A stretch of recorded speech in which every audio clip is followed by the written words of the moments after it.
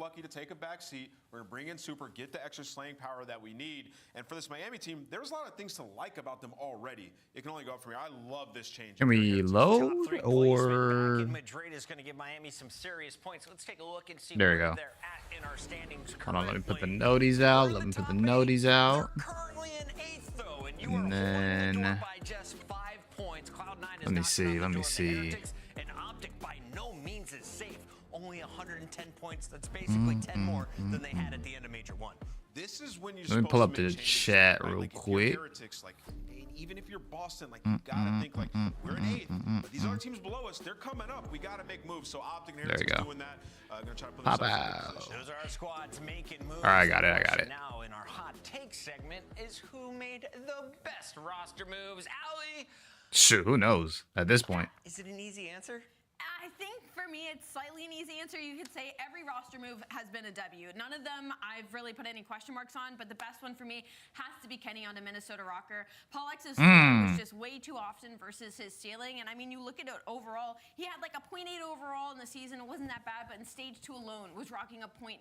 For a Minnesota Rokkr team, that was keeping that boy was rocking a 0.5. I didn't even know that. All these round 5 controls, they just need that level of consistency that Kenny is going to bring to this roster. I think Kenny will put him in the right direction for sure. Better the closer you get to champs the later half of the year. So they scooped him up at the perfect time.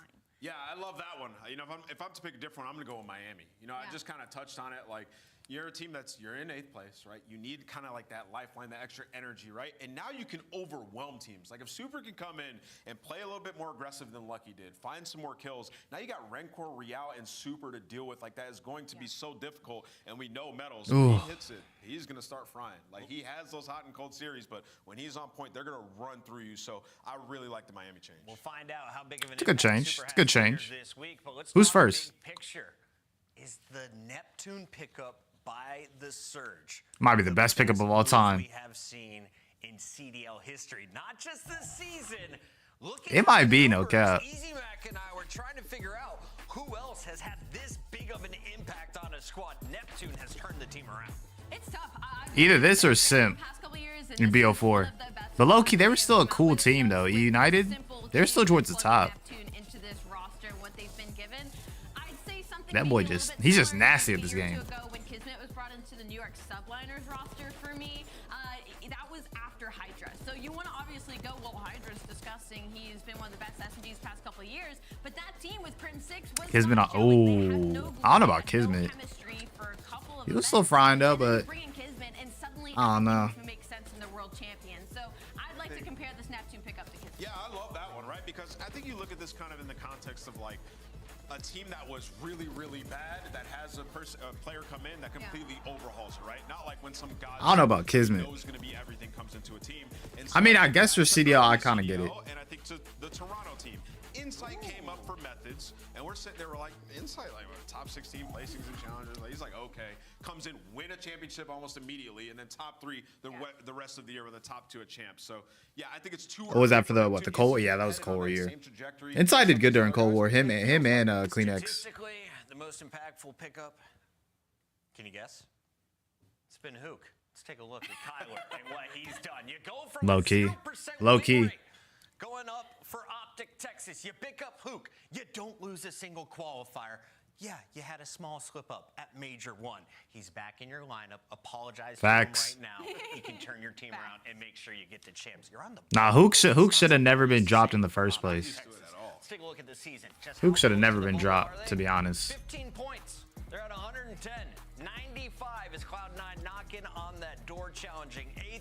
We will see if they're able to climb up. Allie, what's your prediction, though, throughout this Major 3 qualifier? Who's moving up? Who's moving down? I think Minnesota Rokkr is going to move up quite a bit. I think we might see Boston Breach fall just a little bit, just because the teams around them have made such good changes. And if they meet expectations, Ravens too, like that bubble is going to become a gauntlet as we near the end of the season. It's hard though, because I mean, oh my God, excuse me. They just have so many points, but Ravens give themselves a good lead. It's just with all the rumors that we were hearing about Ravens, hopefully they can come out and be the same team. Quick Yeah, quick reminder, we are going to have some new fun here in Major 3. The qualifiers are going to feature some new maps, and we're going to be jumping into it in just a Oh, I moment. forgot. They did the whole First, though, rewind take a look thing. at the schedule for the day, I because we forgot about mentioned that. rivalries galore. Kenny with an Optic Okay, so Vegas play first, then Optic, then FaZe. These are actually pretty good matches, I'm not gonna lie. I think it's also just because of the roster changes. I don't know if Vegas take a map though. I mean, granted, Vegas is a lot better than where they were, but even then, I'm kind of You guys excited? a little on the fence. Let's jump right into the first match because the players are already in the lobby and I want to get to it. So Vegas to Falcons. Let's jump into a Pred. Priesta, Arsene's exit. Priesta, terrible stats. Did not find success on LAG. Sucked on Boston last year. But now he's got a chance, a fresh start. You got Xnet and Pred on the front line and Arsene's now to back you up on the AR role. Yo, Yeah, this is gonna be crazy. To watch this match, all right? Yeah. Listen, like you got some guys who are like, Damn, this is really crazy though. This is their last chance. Like, let's be Priesta for years has not been playing well, right? Like he's been in and out of the league, and the teams that he's It's definitely P-Dog's last chance. P-Dog, he ain't the one. He ain't the one. He is a little washed. I can't lie. That man Coda was not wrong. He is a bit washed. Not even a bit. He is washed. On the other side of the matchup, we have the Surge, who have moved up into our top 3 in our power rankings. Top 4, where are they at, Allie? Is it official? That's a Neptune diff. That's that Travis diff. Heading into Major 2, and thank God they pulled through for me, man. Vancouver Surge being able to pull it out on land. Has he still not moved? This man still isn't in Canada. Look like the gods of Atlanta FaZe, but for Vancouver, They might actually keep him in America for the rest of the split. I don't think he moves. I feel like it's already halfway through the year. Because usually, like, for some teams, they require players to move. I actually do not think they're going to let him move. Will the next challenger player rise up with blonde hair? Only time will tell. For now, we have our maps and modes for our first best of 5. And welcome in, Red Card! Dealership, Vault, Hacienda. Dealership search and destroy those. Bro, why dealership, bro? Dealership should have never been an S&D map to begin with. If I'm like Vegas, I'm looking at I don't like dealership. Yes, dealership, 100%. Vault, yes, get it in the series. Like they're just trying to make this a mix fest, and it can very well be that. Oh, it is. I love that Skyline and Vault S&D is out for Vancouver Surge. I think this will fit them much better. Hold on. Let me see what predictions I have, because I definitely had the Priesta and Xnet under. Let me see.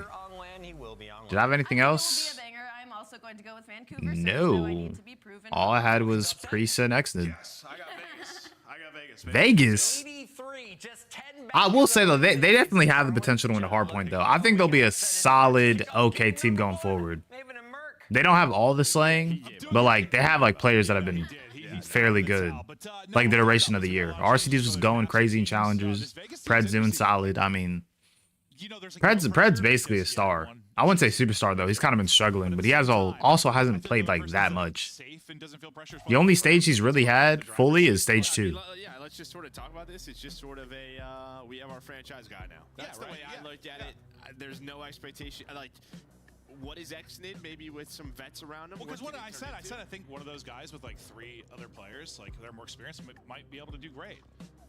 Yeah. We're gonna find out though. Can he? And then like Priest, you kind of said last chance, maybe Alec, maybe kind of last chance. Like 100%. Those 3 are definitely feeling pressure. Pred, I mean, I gotta assume he's got the keys. So we'll see. I mean, it's just a team that is true. Together here the past couple of weeks. I'm Dang. really excited to see what they're gonna do.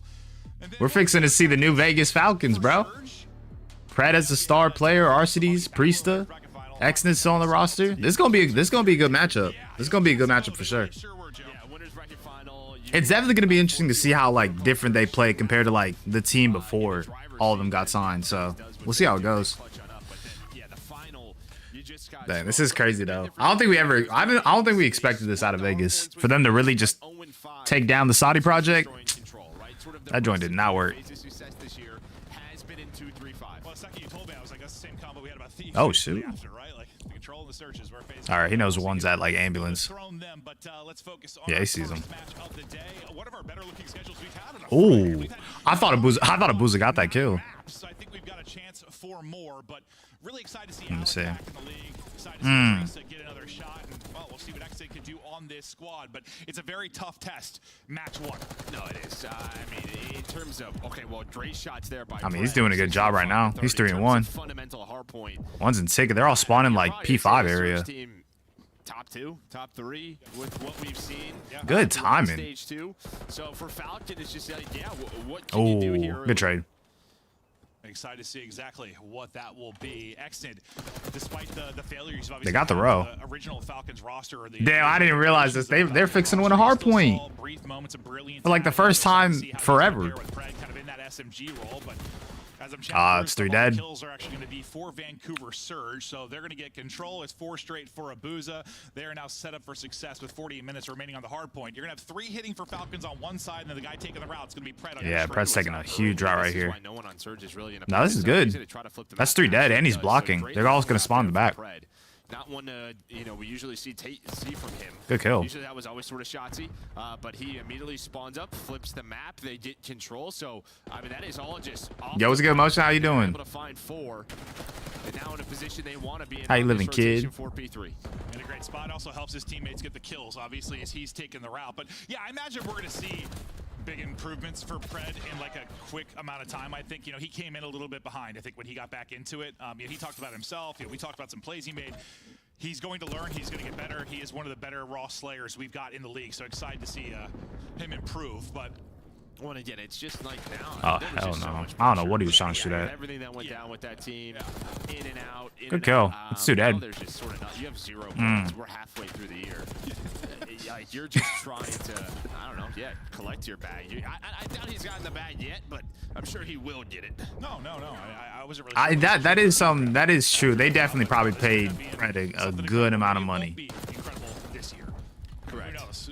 Going in the future if he's got the keys to well, this. you look at what the damn. Falcons organization has done elsewhere in esports, and they've gotten the best or some of the best talent. Yeah. They opted to go different. Well, they needed the car. I assume next year we might see a change with that. No, we absolutely might. I think it's going to be an interesting offseason, to say the least. But Priest is able to take out 2, and they'll try to... I will say, though, for Vegas, I don't think this team sticks. I think Pred goes recruiting in the summer. This team doesn't stick. I think this is more like, hey, it didn't work. This is everybody that's available. Let's just... We're at 0 points. We have not won a series. At this point, you're like, there's no way they make champs at this point. He can be such a nuisance. You'll see him running laps and finding openings, but shutting him down, not allowing him to find it there. So the pressure going to build towards 04. He's going to have to take out 1 or 2. At least able to get 1 in by his time. Now 2 more flooding in. Can 04 make the play? Sub in hands, got the advantage, or does he? Exit able to swarm in and pick him out. And sometimes just getting that stage player, like getting them out of it, can shift things big. Pred able to get 2 as well, and now you're getting time. Alec kind of struggling a little bit. On red card 2, I don't know about that. Just felt like you couldn't take him down. Yeah, like you kill the other 3 players, but then like still getting that player sometimes is such a pain. It spawn so close, so there's just an immediate. Yeah, my brother in Christ is looking the wrong direction. Able to do it, so a lot of that time you have a 30. Oh my gosh, bro. God damn. Going vertical. And now to Pred though, as he's floating around, ticket now to camera and into the point. And we'll try to push this out and kind of cut off the reinforcements. Oh, he heard that door. Reading the red dots and looking for the opening. Find the opening though. It's going to be all for Surge. They'll clear out everybody. Spawn's going to flip out. You know what sucks? I already know if they lose this map, they're going to be like, Falcons are still winless in hardpoint. Like, they're definitely going to win a hardpoint at some point. I'd hope so, at least. It's like they kind of waited for him, and then all of his teammates died. So it's just sort of that way Neptune going stupid, bro. Able to find him, and then 4 dead. It felt like you had some opportunities here if you were Falcons, maybe to still be in this game, but now Surge started to get going. No, that's like, good trades. In a nutshell for me sometimes. Like, that's good trades. Listen, he'll pick a corner. He'll look at the map, he'll listen to his teammates, and then sometimes that turns into 3 or 4 in an incredible play. Sometimes it turns into that, but more often than not, he's able to come away with a few kills. Just not happening there. And now, as much as we were talking about the play clock, only about 30 seconds has gone off since we last brought it up, and the score has shifted drastically as Surge have now completely taken control and gone out in front in a big way. We'll see if they can continue to do just that. Alec having a slow start at 6 and 13. He'll be looking to get involved more as we get deeper into this one, but all Surge for now. Yeah, all Surge. And again, it just felt like kind of got into their flow there towards that P4 and P5 now. Into their great read. The map. Known exactly where this Take it. Team is spawning. Oh my god, them shots fucking windy, bro. Yeah, he whiffed a couple. He's like, all right. Where'd my bullets go? Yeah, I'm out of this one. Let's go ahead and re-engage. Now able to pick up the kill, unfortunately though. Good kill. The only one that's on time is Priesta. Pretty sure they can trade him out. Go pick up from Alec. You get a few seconds here if you are Falcons, but as you look at the next hard point ready to pop, all right. All Surge in control. And yeah, I mean, we mentioned at the start of this, like, this is a really tough hard point matchup to start. Top two, if not the best. Good kill. Maps, Surge are difficult to deal with. Oh, they are. Mm. You build this new lineup. I'm about to say, this low-key ain't fair for Vegas. They gotta readjust to how each other play midway through the year, and then your first matchup is basically the runners-up for Major 2. You're playing Thieves match 1, you're playing Surge. I swear we've had that so much this year. Just like, welcome to the CDL. I feel like it's been Falcons a number of times as well. Probably has. But as Exnid wins one. Uh-oh. Oh, okay, it was Caster. Just be observers. Yeah, all just right. observer. Okay, good. Just saw skip for a second. And you never know. tightened up a little bit, but we continue to battle on. The fuck are we looking at? Down to 2 minutes on the play clock, but 04's POV is he's going to look for the opener. Some damage in. Then gets the assist as Neptune's able to get the angle. Trying to get it done as well, but it's really his teammates getting the work done outer. He's trying it. He's going to fall. Neptune gets Oh my goodness. Who will win? Probably Vancouver. That's a solid chunk of time. Now you're within 60. I'd say Vancouver. Striking distance. Vegas is a brand new team, and it's like they literally Vancouver, like ever since they came together, they just been like one of the best teams in the league. For Vegas, it's not looking like that. Not looking like that whatsoever. Maybe to keep this alive for them. But Surge then find all four, and you are stuck back in this garage. Yeah, now you're in hell. Your Surge, you're winning it from the front. Falcons are pinned in. God. And they just have you lined up, squared up. Yeah, this is bad. This is really bad. On the map, heads are just getting cleaved off. And the AR. Nasty's on a 5.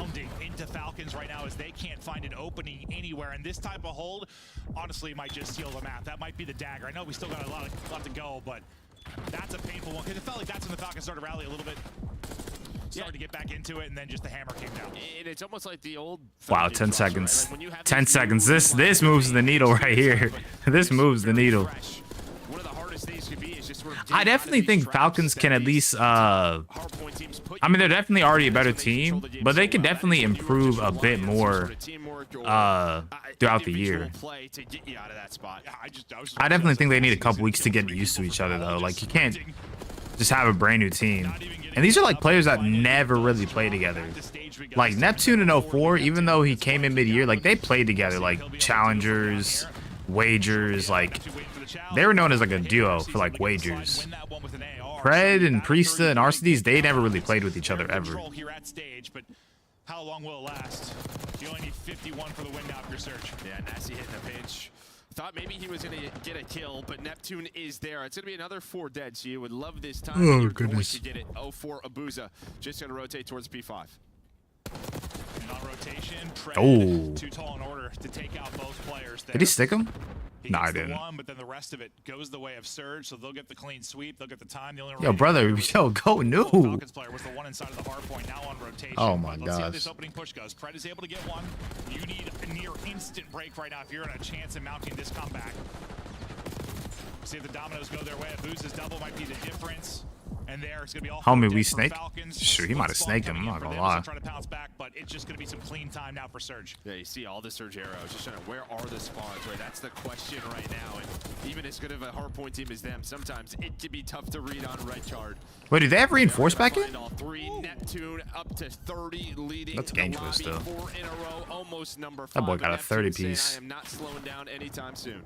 No, I mean, we had some questions just about him. Not gonna lie, that boy Neptune might need to be the MVP. To a main stage, how would it go? And he had some incredible. What are we looking at? Obviously, the final doesn't go the way you want it, but What are we looking he's at? the real deal. This Surge team is the real deal, and I'm excited to see kind of what their trajectory ends up being over the rest of the year. But we'll see how high Neptune can get his kill count before the final seconds trickle through, or at least gonna see one more. Yo, this kid is untouchable, bro.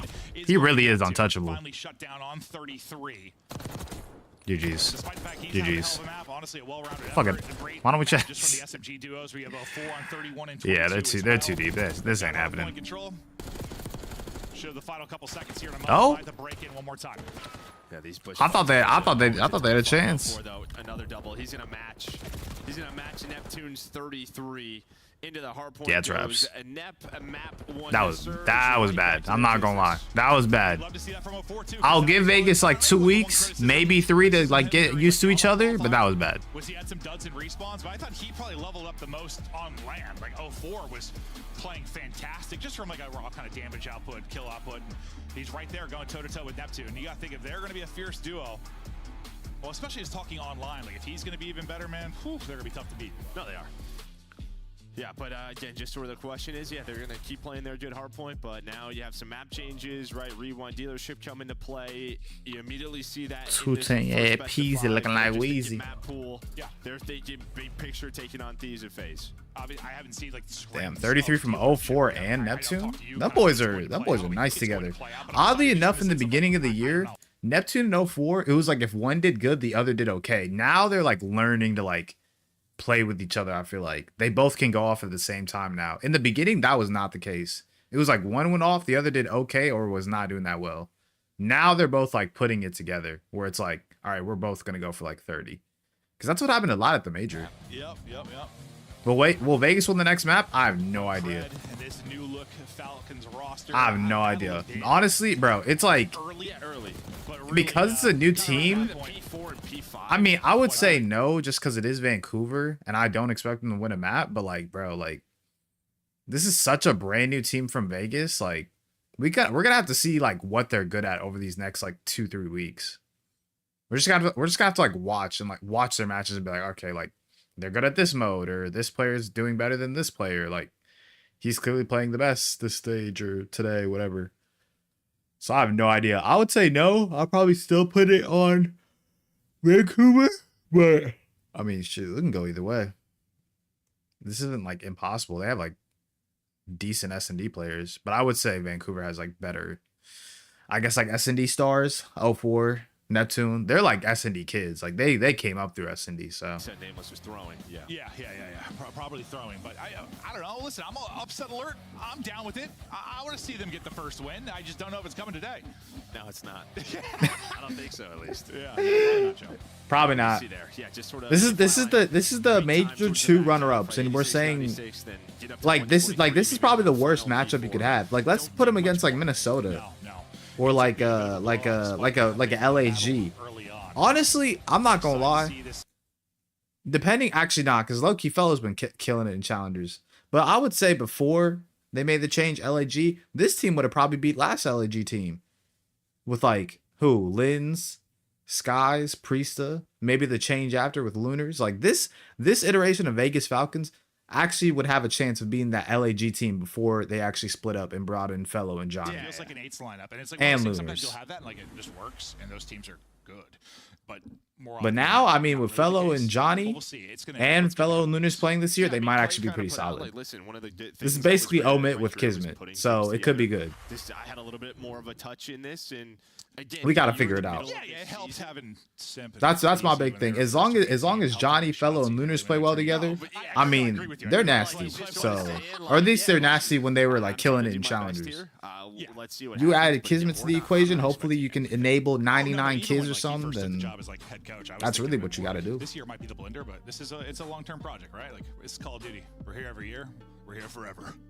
Let's see how this thing goes. The only issue is that for Vegas, it's like at this point, y'all are just playing for, I don't want to say for a bag, but like, try and get them improving game. The previous team gave y'all a 0-18 starting hardpoint. I don't know how many points you could realistically get. They would have to go like undefeated to get a good seed in champs. This is probably not happening. They basically have no room for error. The only way they could theoretically make champs is like never lose another series, probably have somebody like lose a bunch of series, which probably ain't happening. So what do we do here? And you have world champions on your lineup. You're just going to, you're a sponge in that moment. It's just weird because I think like Alec, RCs can obviously be like kind of your prototypical AR. Priest can be that for the flex. They're both kind of unconventional subs. They're very similar, I feel like, in their dynamic of how they play. So I feel like sometimes we see that and it works out, and sometimes it doesn't. It's this just Vegas Falcons roster is funny as fuck. I guess. Let's go Purify. You know what's crazy? This Vegas Falcons lineup is like whenever you have like 4 kids in a classroom that just got randomly assigned a group project. Have y'all seen those memes? Like the four kids in a group project, they look completely different. One of them's Ninja, the other one's Guy Fieri, next one's a cheerleader, the other one's a priest. Like, who put this team together? I mean, granted, it was what's best available, 100%. A lot of these players have been in the league for like God knows how long, so like I get it. But like this is like Vegas Falcons roster is like a group project. It's dead like a group project. Have Arcitys and Priest the team before? No, they haven't. In a grand final, you know, especially for a lot of these players, you're thinking like their first kind of grand final at a major, but they were close. They were close. If Arcitys went to FaZe in 2020 with MW19 during that 5v5 and replaced Major Maniac, then they would have teamed. They were very close, but no, they never teamed.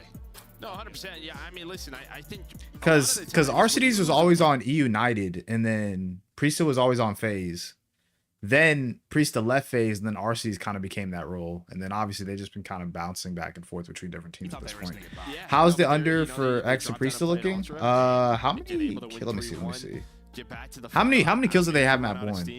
They were actually leading the team for a while. I'm not gonna lie. Arcitys was having a stinker. That boy was having a stinker. Let me pull it up. I'm sure they're still thinking about it. Like, if that goes differently, maybe we're in a better position for the final. Yeah, who knows? It still might have been similar issues, right? Just being there for the first time. And again, I don't think nerves is the right word. It's just like 51. That's not bad. It could go. It could definitely go either way. 51. Granted, you never want half the line in map 1. But we still have other maps, and it could go bad. My biggest question is control, because control is so team dependent, and you have to know what each other are doing in control to like really establish like a good rhythm. So control, they might actually get absolute slammed, only because they need to figure out who's doing what on control, or maybe it's not even FaZe. Who knows?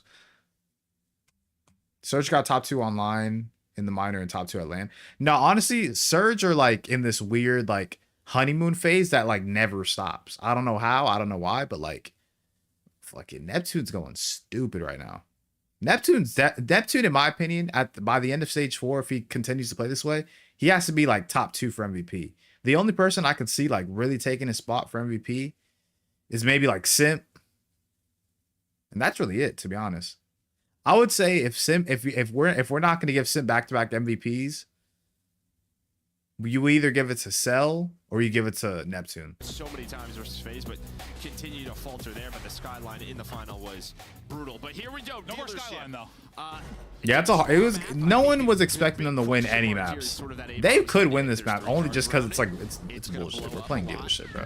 But you're gonna see maybe some attacking teams just sort of take their time, a little bit slower, and decide what they want to do. But a lot of the early nade breakoffs could be key, just to see what's open. Is Neptune going to get aggressive? But I think for defenses, it's all about middle of the map, where Neptune is, because you have so much ability to go from A to B quickly. Yeah, no. Quick transition plays, and Neptune is picking them apart.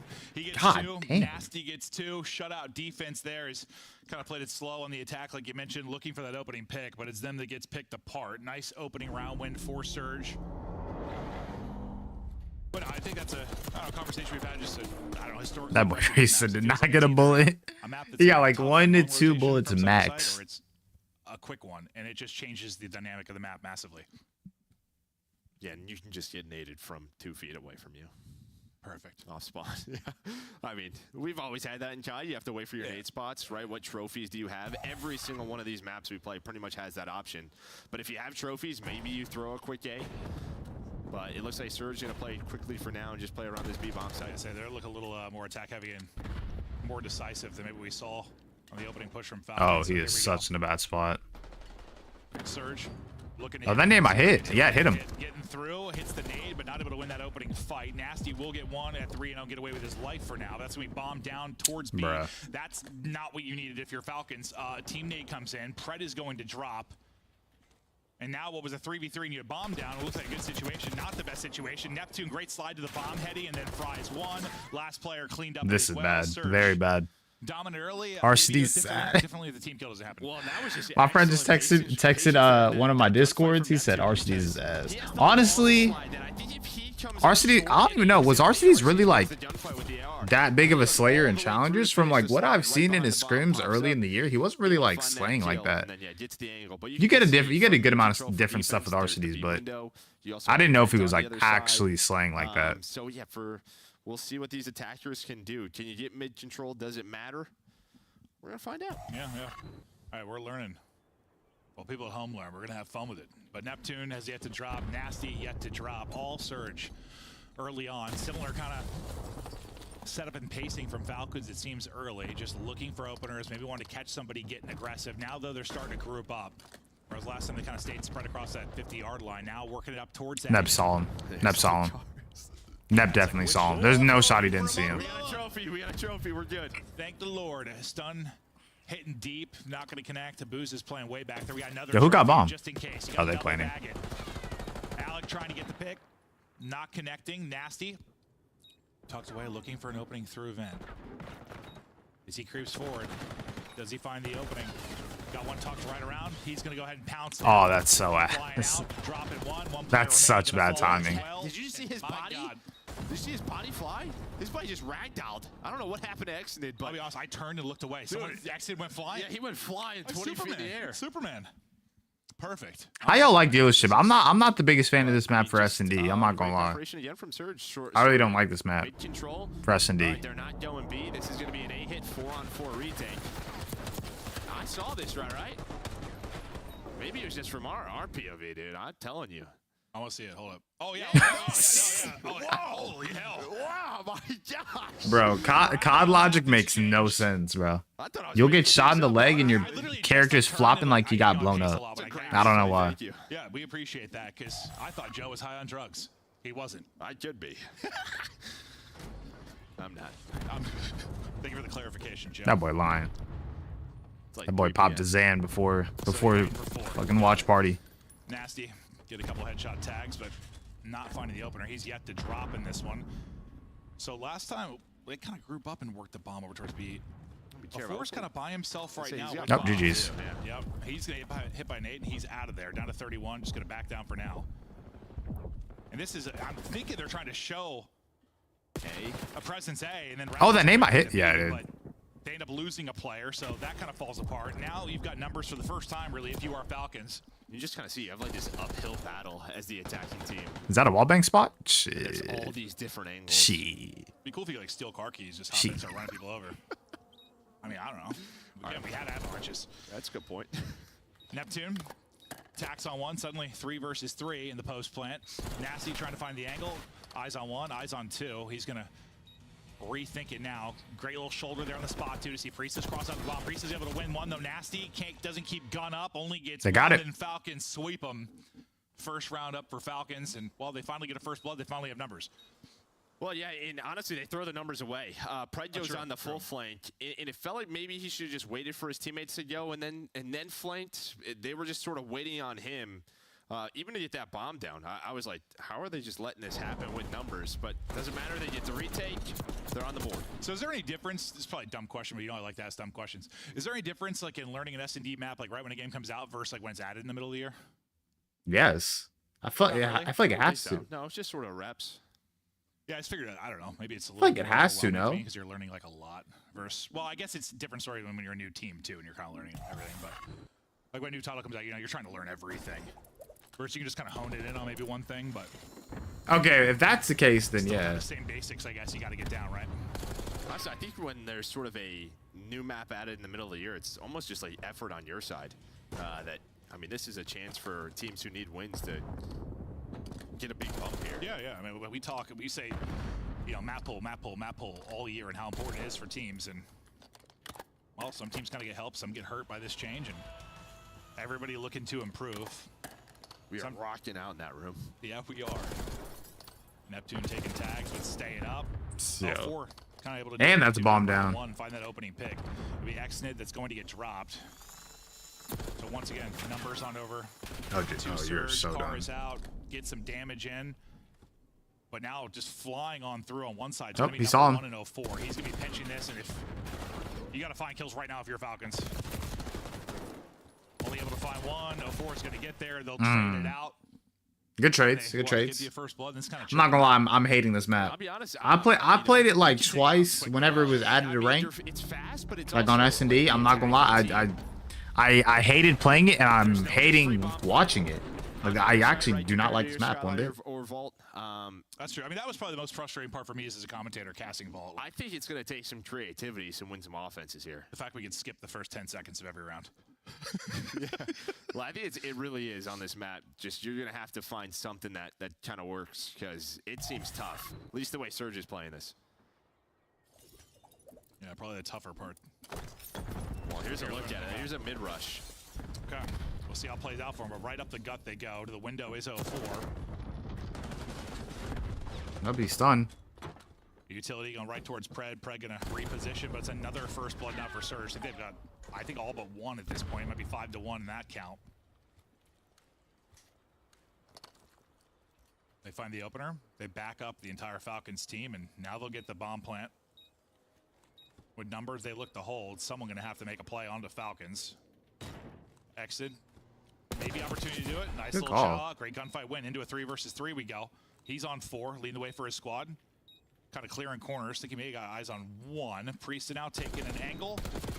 Pop up, hello. Good trade. At least you stop him from getting multiple there because he nearly caught him. Pred then able to slide and chow. Suddenly it's all going to be on Abuza. They will find him. The 3v4 for Falcons.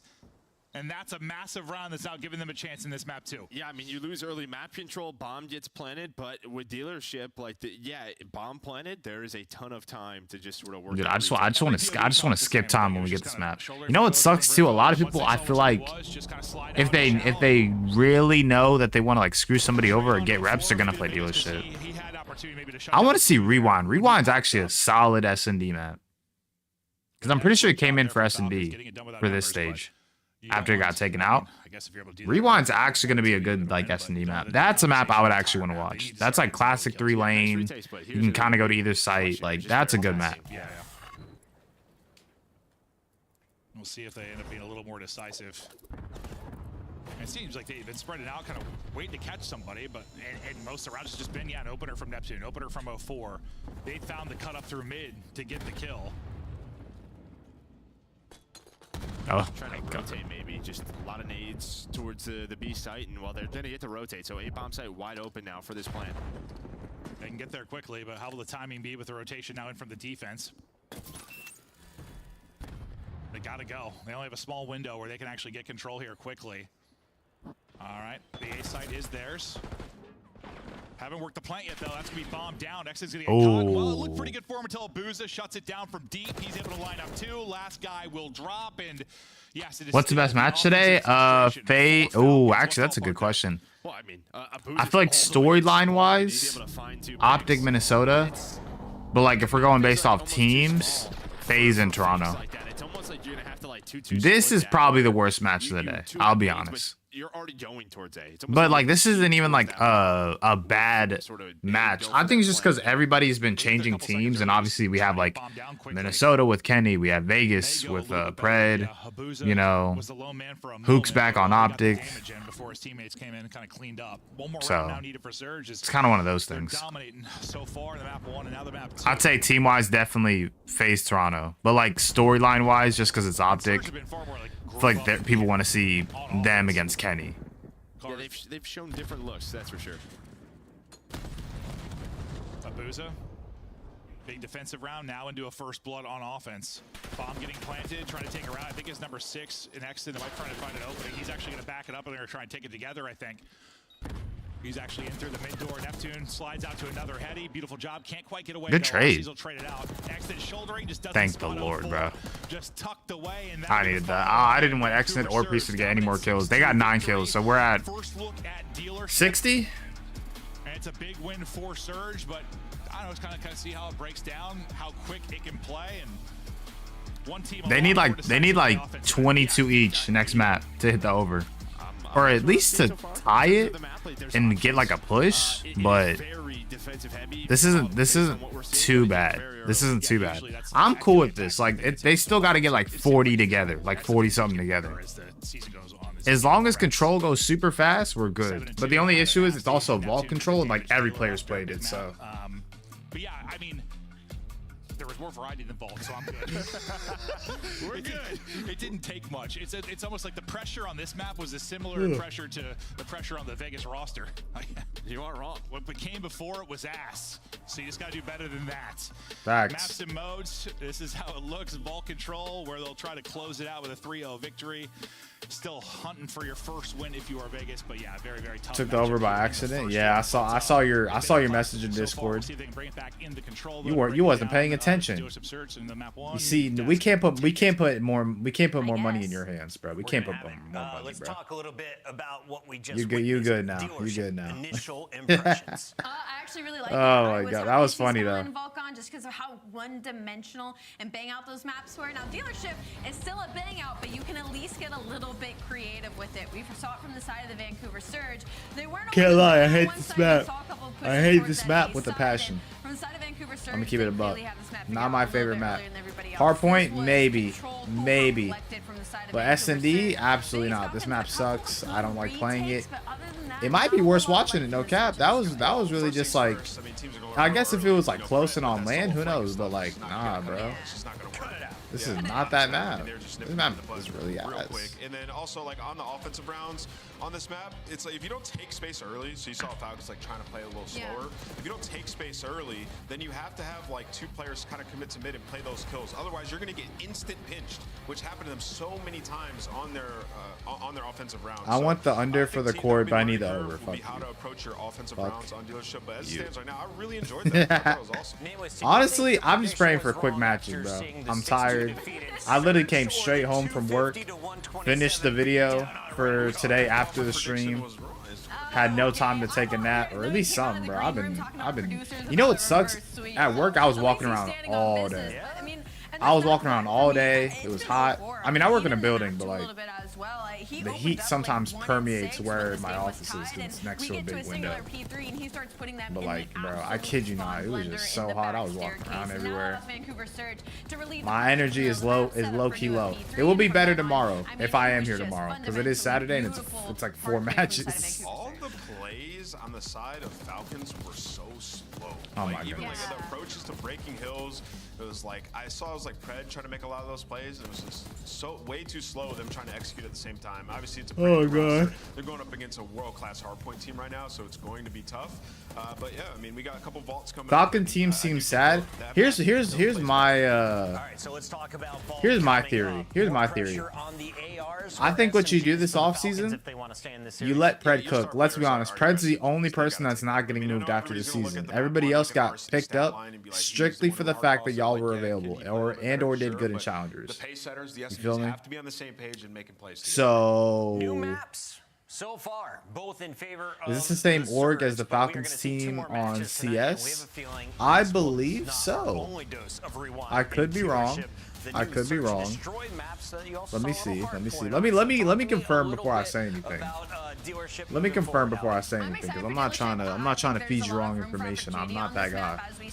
I'm not that guy. See the one-dimensional bangouts. Unfortunately, though, on the flip side, you go over to Rewind. This was a map everybody was kind of favoring at the beginning of the season before it got kicked out for a couple of weeks. Same sort of deal. We're going to see a lot of bangouts towards this middle side of the map, but I think this helps a lot of teams rather than hurts them. So with Vault and Skyline gone, does this help frontline? Oh yeah, it is. It is. With simple on the team, yeah. That's same org. But when you talk about Rewind, like Same Rewind's org. a map early on, you can make different plays. Like if you do get, I didn't even know they had a team. I didn't even know they signed Simple. I mean, everything back to Snoopy, one of the better players on this map. Just Falcons should sign TJ to play with Pred next year. That'd be so trolly. That'd be so trolly. I mean, they definitely probably boys, but you know how they be getting at each other. They be like, "Oh, I beat you. I'm undefeated against you. You suck." Like, bro, they be talking hella shit. We got Season 3 loading up in the Call of Duty universe, and you can see we've got some fresh game maps as well. Barrage, Nomad, and the return of Firing Range. Firing Range, I expect to see you in the competitive level eventually. And Search? I wouldn't be surprised. Low key, Firing Range for Search and Destroy, I don't know if they would do it, but it's not the But worst. some of these new maps, I mean, obviously the players got to get to testing. I mean, you got to get in there, got to get to test and see how they work.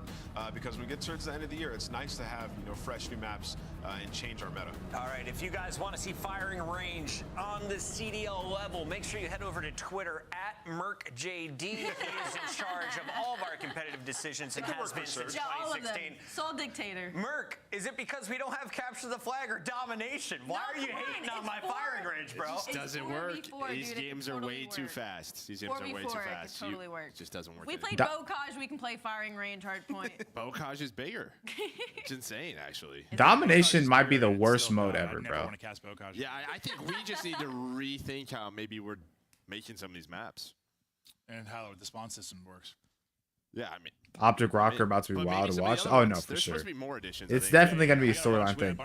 Simple hasn't played since 2023. What the fuck? Then what did I see on YouTube? Hold on. I saw something on YouTube. It might have been like a, I don't know. Let's say it's a charity event or something. No, but yeah, Fire Range, even in like BO1 for like search, it wasn't my favorite. It was great on Blackout.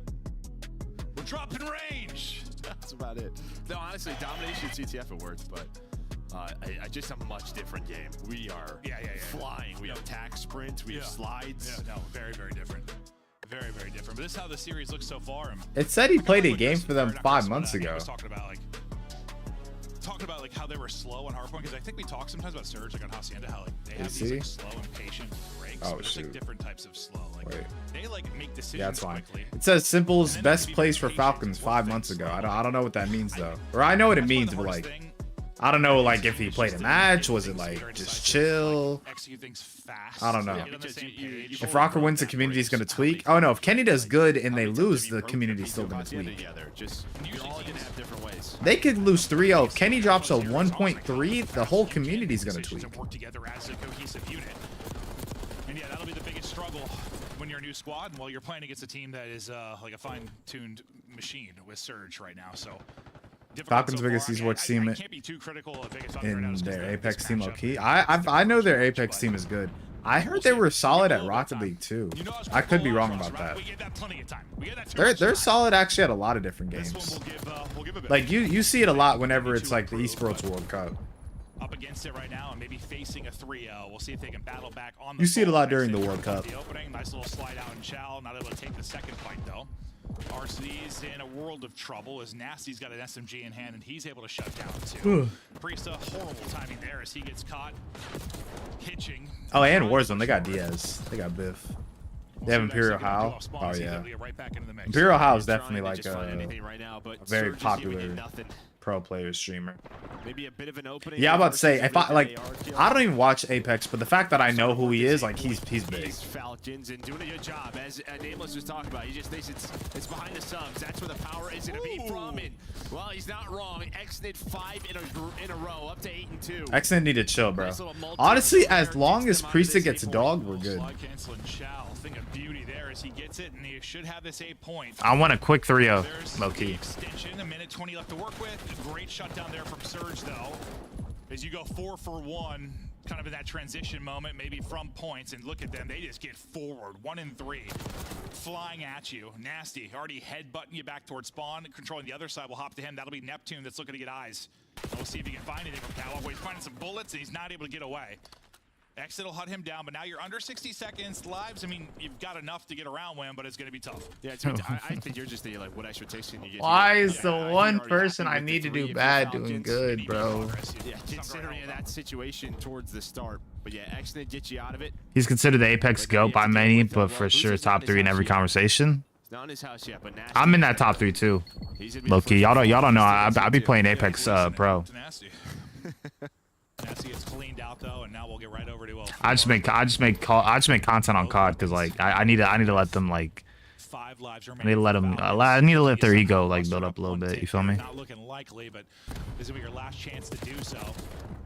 Priesta challenge. Priesta shot first too, bro. I don't know, bro. Finish that off.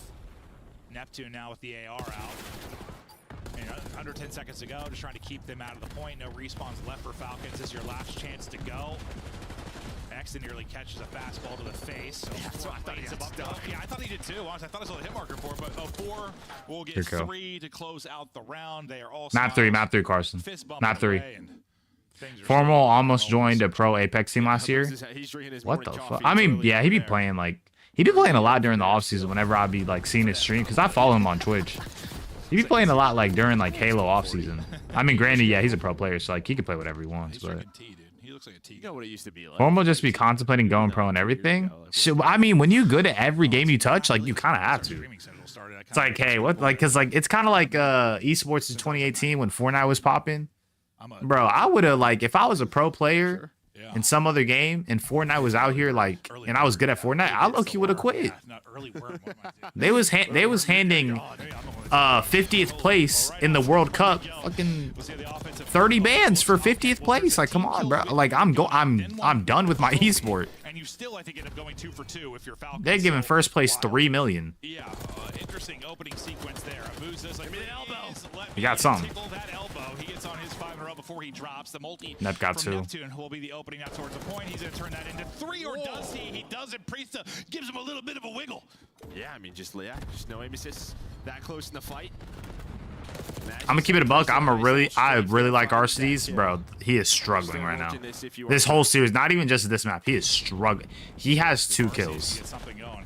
A couple rough respawns for him. Can't get anything going. I mean, most of the teams getting slammed outside of Xnet, to be honest with you. So hard to kind of point him out, but you've got point control now. It's another multi for Neptune. Second bit of progress is done. Time extension is close. Falcons trying to think of how they want to attack this. They're just going to give it up and take some rounds. Going the whole way around is going to be Pred. He is hoping he's going to find something. He is able to find one, and he'll get away, so he'll continue maybe to be a thorn in the side. Feel bad for them? Nah, you don't feel bad for them. Y'all was all roasting the Falcons all year. Y'all was roasting every single one of them. So you're gonna have to find that kill if you are able to. Are they waiting? So good find. Nah, I know you probably feel sad for them for sure. Nah, it just kind of sucks because those they were nice kids, bro. All of them, they were nice kids. Probably poolside. That is the right call. They just want to get control of their base before. They need to get top bar control. I was trying to see if good kill. Got through. They do get eyes on him. No, he's gonna fight this. This is like he's gonna wait for this. You've got like 2 2-on-2s going down. You have one happening towards Art, one on the other side. No, aren't you talking about like the first team or no? Still got 2 bodies towards Art, trying to get through. Yeah, he's spawning out deep. O4 never full cleared this. He never full cleared bottom. So Pred just lurked. I think Pred knows he's here. Yeah, they cleared out the back. The objective, I'm not coming out of Art, and well, the patience pays off. No, sure good kill. They're up 2 lives. For Surge to make something happen, but so far gonna be tied at 3 ticks. Maybe a multi-kill again from Neptune will be the difference. You got 2 bodies up. They know Priest is top bar. Right now. 2 spawning. Oh, 2 of them just spawned in the back. Where you want them to. If you can kill. Oh, this is good. Still ripping, roaring. This guy's Neptune. Yeah, he absolutely is. Just trying to shoulder in the chat. Fucking Neptune nuts. Put in the blender as he gets fried. First bit of progress is done. You've got the tick advantage now. Spree looking to continue 2 underneath Neptune. Damage in. You gotta stay careful. It's not the same player. There's like 3 in Art. Okay, I did not think he was reaching out. They got double lives. It's over. The only way Falcons don't sell is they gotta get a 3 down here. Nope. The game looks so much more fluid. Yeah, he is. You got 4 bullets. Oh, 4. You had 4 bullets, bro. Yeah, and I've got auto text for it, and I still can't move. So props to these guys, but you're close to taking the offense. Just a little bit more to go. Your last chance to challenge, and they're able. They got to it. close it out. They went off lives. If you're Vancouver, you definitely wanted to get that last tick, but. Did they finish the point? No. Oh, time ran out, right? Yeah, okay, I was about to say. No, yeah, the lives ran out. Yeah, I was about to say. So yeah, 5 days. I was just thinking to myself. Yeah, you looked at me, I was like, did I just black out? No, I did. Honestly, I'm pacing so much right now. I don't know. I'm exercising. I did an hour and a half Peloton ride today, and I'm kind of twisted, but like, I'm like twisted, like tired. We're turned. We just all knew this was a 3-0. Yeah. I'm shaking my ass.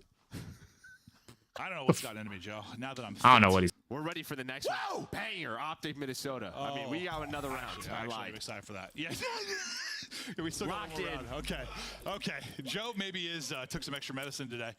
Woo! Looking to close it out. His Surge on defense.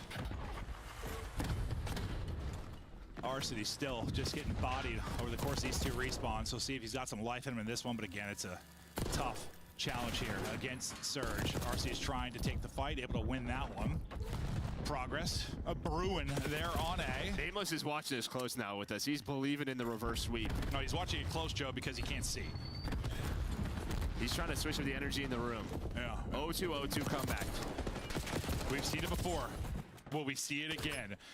04 and Pred both light up the feed for opposite sides. You've got some A-side control now if you are Surge. Next big push looming here for Falcons. RC's catching some strays through the doorway. Priesta trying to capitalize. Gets one. Numbers the Falcons, I thought for a moment here, but you're still going to have a one-on-one around the point until the reinforcements get in. The reinforcements will come in quicker for Falcons. That's a nice gunfight win for Pred. So numbers in, extension in. Now here we go. Nameless is getting fired up. Do you think this is where it happens? But this is the tough part now. Can you get B? Yeah, I mean, last time they got A, they couldn't get anything on the map. We'll see if they Unless Priesta magically gets 10 kills out of nowhere, they're still going to miss, so... And able to take him out. At least making sure no one gets into their ammo and kind of delays this push. You get 90 seconds to work with. You don't have a ton of opportunities, though, because you've got no one really forward. The battle for maybe art side control hasn't really started yet. It takes a pull side route to Booz. That boy Booz watching the fucking P4 cross. Yeah, I mean, the one you It is over. Yeah, he saw him. Normally where someone on He saw him cat room. Now he's top cat. But you still have so much to fight on through. You see Neptune, he's trying to get aggressive. Yo, this I'm not gonna lie, RCDs might be dropped by League 2, and I hate that. Trying to flank, but yeah, comms are there, teamwork is there from Surge. 3 dead once again. Yeah, I think I like we've seen players struggle in this map, like some ARs, you pull out a sub, you know, kind of get in the mix a little bit, apply pressure onto A, can turn out great. But now when you have to get B, your ARs have got to win some fights, like to win that B side street and really get you up. This is really bad. This is really bad. Pressure to kind of Priest and RCs maybe find openings, or will Pred find the openings for them? Not going to happen because Nasty just snaps onto his forehead and puts him in the dirt. 30 seconds now to go. 5 life deficit. Yeah, he punched him in the face. Yeah. That looked disgusting. Like to see that from Nasty's POV. God damn. Did you say it's still winnable, Ant? Okay. It is. This is so not winnable. Technically it is. Never say it's over until... Yeah, because there's time on the clock. Sure, yeah, it's winnable because there's time on the clock. Here we go, 3 dead. Okay, all right, and here we go. This is their opportunity. You've got art control. You've got them spawning out deep. This is perfect. Can you deal with that number 1 on the minimap in ammo? You see, they can't stack the point until he's alive, until he's dead. Priesta gets zapped. Nasty wins a big one. 4 seconds left to go. Exit's got to get on it. Throws his body out there, needs some help. Pred trying to do that. He can't really dip, dive, and dance too much because there's no time. It is wraps. The clock is GG's. We kind of expected this, but you know, it is what it is. But listen, it's the first match against a top 2, top 3 team in the game right now. RCDs will be back. To win. Maybe would have liked to see a little bit more of a battle, but I didn't have any expectations coming into this. No, if you didn't think this was a 3-0, 3-1, then you are wild. Yeah. No, I think it was better looking than some of our Friday schedules, just due to the fact you have some roster changes. You know, we have FaZe versus Ultra, we have Kenny versus Optic. There's some great storylines today, but map-wise, it's a quick one there. It is all Surge. They're right back to work. They look to make subtle improvements over the course of this qualifier, maybe battle back to a grand final come Major 3, but the road starts here with a nice 3-0 victory. Leading the way again in the respawn for them is going to be their subs. Still a pretty balanced GG's. effort, but it's 04 and Neptune. That under hit, boy. No, I'm trolling. I'm trolling. I didn't mean to come off so aggressive, you know. Y'all can barely see my eyes. This hood is way too big. For the first match. We'll see if we get some more later on today. Yeah, and we'll look for improvements. Obviously, want to see what Vegas Falcons are able to do, but it's a new look roster. You've been scrimming a week. We'll see how they will battle back in. First showing. Has it even been a week? Yeah, I guess so. It's been a week. To break it down I guess. Before kind of big match of the day, our match number 2. Desk, break it down. That's right. We got the Minnesota Rokkr and Kenny taking on Optic Texas after this. Get my forehead shiny. Let's revisit the first match of our qualifier for Major 3. We're 1 for 1. 1 for 1. I still have 2 more. On Neptune and 04. Can they keep dropping the numbers that they did on land? Answer against the Falcons? Yes. Absolutely. And I'm glad you brought up 04 because, I mean, that's who was in this third match. I mean, you go back to that round number 3, Falcons, they get a stack onto that 8 point, but unfortunately, like, it's 04 that comes out of the cut. He manages to find 3 players on his own. So for Vegas Falcons, this whole map was just losing the trading battles. They were getting on the points, they were getting map pressure, but when it came down to the big moments in the trades, it was Vancouver Surge on top. And I look at this Falcons roster, and it's kind of like an 8 lobby, right? You just put it together. Bags. You know Bags. It's like 8s. but This is literally an H roster. It takes a team like this to gel. How much time do you need to give a team? Yeah, I mean, He shot him in the every team's toes, comfortable. I mean, bro. You're gonna probably rock with this team, you know, at least through this stage. I would assume, right? You look at the AR performances there, though. The subs did set pace that map. You know, I really didn't think they did on the map 1. On that one, they did, and there's just nowhere to be found. You know, if you're RCs, if you're Priesta, you get to a good position. If you're Priesta at the end there, up top art, and you don't find it, you get ripped off the heady, right? Those are impact kills that a world champion has to make. So I think if your team is performing like this, you're gonna have to make a change in this split. You said something in the green room. Oh, Can I share yes. it? Yeah, sure. This is the last opportunity for Arcities and Priesta. Yeah, 100%. I 100% think it's their last chance. And performances like Probably. that, man, like, that's just not good. No. Well, they made it Certainly out for of the Priest. cold. RCDs, There is a somebody star might rising sign in him. Vancouver. Somebody Here legit is might the sign play him. of the game, and at just 21 years old, this man barely can get inside the bar. 04 has a bright future in front of him. So this is a streak I was talking about heading into this map number 1. 04 was like 1-6 at one point, and then he goes on a 5 or 6 spree at this P3, and this is where the game loses control on the side of Vegas Falcons. 04 gets heated up, and he just goes on a heater for the rest of the respawns throughout this series, and that's what makes him such a dangerous player. It's one of those players that can make a huge bounce back like that, and it makes the impact everything for side of Vancouver Surge. Yeah, I mean, just finding multi-kills in, like, huge situations to, like, slow them down, stagger them, make them regroup, right? 04 also, I feel like he took a huge step at the last major that we saw. Like, from online to LAN, like, kid's getting better and better with every match. Rambo Ray is smiling for multiple reasons. Congratulations, Papa. Your team just picked up another dub. To talk about it, we have 04 joining us in the winner's circle. 04, how happy has Rambo Ray been this week? I mean, bro, every scrim he just cheesing cheek to cheek. Well, you give another reason to smile. 1.43 in your 3-0 over Vegas. Did they give you a challenge at all throughout the series? Nah. Boy. Yeah, it didn't really look like it Boy. for it. Honestly, it's one of those series. Fingers that slipped I can't accidentally even hit the like speak too button. much Yeah, about guys, because be you guys look so guys, clean. be So like instead, Matt. This is our first time talking to you. Hit since the major like button obviously right now, fall a little bit short or that you're grand stepping final, on but for Legos side when of you go to Vancouver use the Surge, restroom at this 3 is a.m. the best y'all have looked in a very long time. I don't make the How rules. do you approach major Be like 3 now Matt. after having What's that good, Matt? experience in that grand final? Expand our map pool for sure. Yeah. The guideline wasn't in our bag. Now working on it in scrims. Can't say the results, but you know it's getting there. Our S&D, it's all right, 50-50 I think, and our control's getting a lot better. Really? 50-50. First of all, How you been? I'm congratulations. chilling. You're I'm looking chilling. unbelievable out there, better with every Nice single little match. week I wanna off talk to you a little bit in about, between like, major confidence 2 and and the approach towards, major 3 the qualifier Call of matches. Duty Pro, I've just been because chilling. I played feel like the Warzone first yesterday. seasons of the Literally league, you had a lot of after back and forth with the players, stream, like players that were I'm already dropping a flying, Warzone like, video. trying to, like, little bro It's you, literally like, say, uploaded like, already. one It's is it's good. literally Now that you've uploaded. It's just proven waiting to be on a published. consistent basis now, The second does that confidence, like, affect your game I plan get going off, forward? y'all gonna still see me because the video's gonna come right out. Honestly, I think I'm a dog. The fuck? Like, I think any given day I could just pop take. And I think that goes with the rest of the team. I don't think I lost confidence because the last online major I wasn't great. I'll be honest.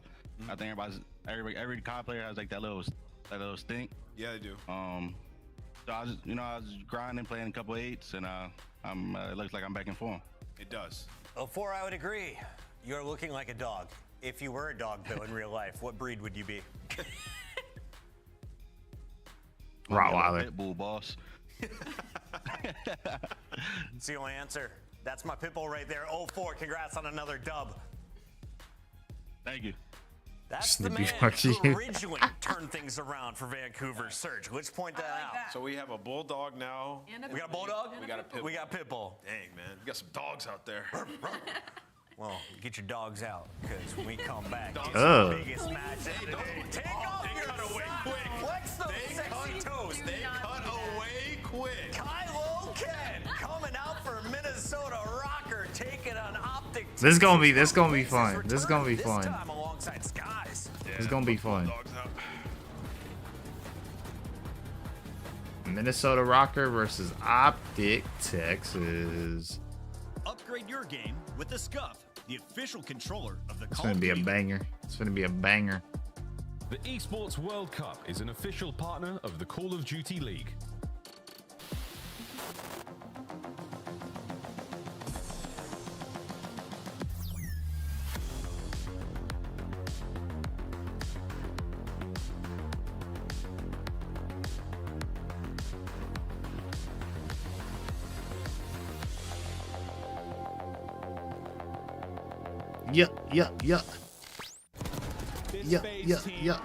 Absolutely unreal. Yeah. Let me cut your hair, bro. I need a haircut. I need a haircut. Bro, have you not seen? Hold on. Have y'all not seen any of my videos where like I'm actually getting a haircut, like on stream? I've done it like a couple times at this point. You should try for waves. You know what's funny? My brother has like natural waves. I don't know why. I don't know how. It's just somehow his hair just like naturally gets there. I mean, he does brush his hair, but like it's without like any of like it's like with like no do-rag, no nothing. Just naturally is like wavy. I hate him for it. Imagine. I remember this video was kind of banging. This video banged for a while on TikTok for a little minute. This one was kind of fire. I got a haircut like on stream before the album came out for On Music. But this is what I usually do. I usually have like my friend, because my friend cuts my hair. I usually let him come over and then he usually cuts my hair on stream. But I do it every once in a while. I'll probably do it next week. It depends. Because if I could get him here for like, I don't know, because I'll be getting him here early. Low key, I'll probably get him on here next stream. Like next week. Because I'm going to be grinding Warzone these next couple days. Maybe weeks. It just depends if I can get out gameplays like that. So.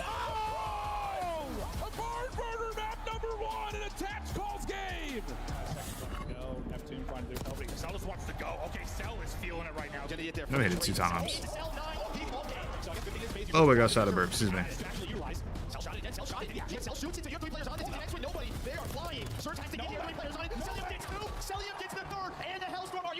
Championship, but right now, this FaZe team is absolutely unreal. Just 5 minutes to close it out. Last swing in from Surge. It is done. Tack on another one for the Young Gods. Yo, with how fast it goes is just so hilarious. FaZe up. FaZe up. FaZe up. The 2025 Minnesota Rokkr Team Pack is available now. Each pack includes home and away operators as well as a weapon charm to keep the competition on ice. Next time you boot up, suit up at the in-game shop. Let's go.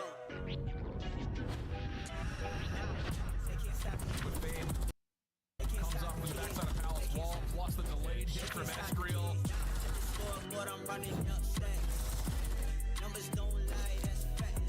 That's crazy. Is Kenny playing from like home or something?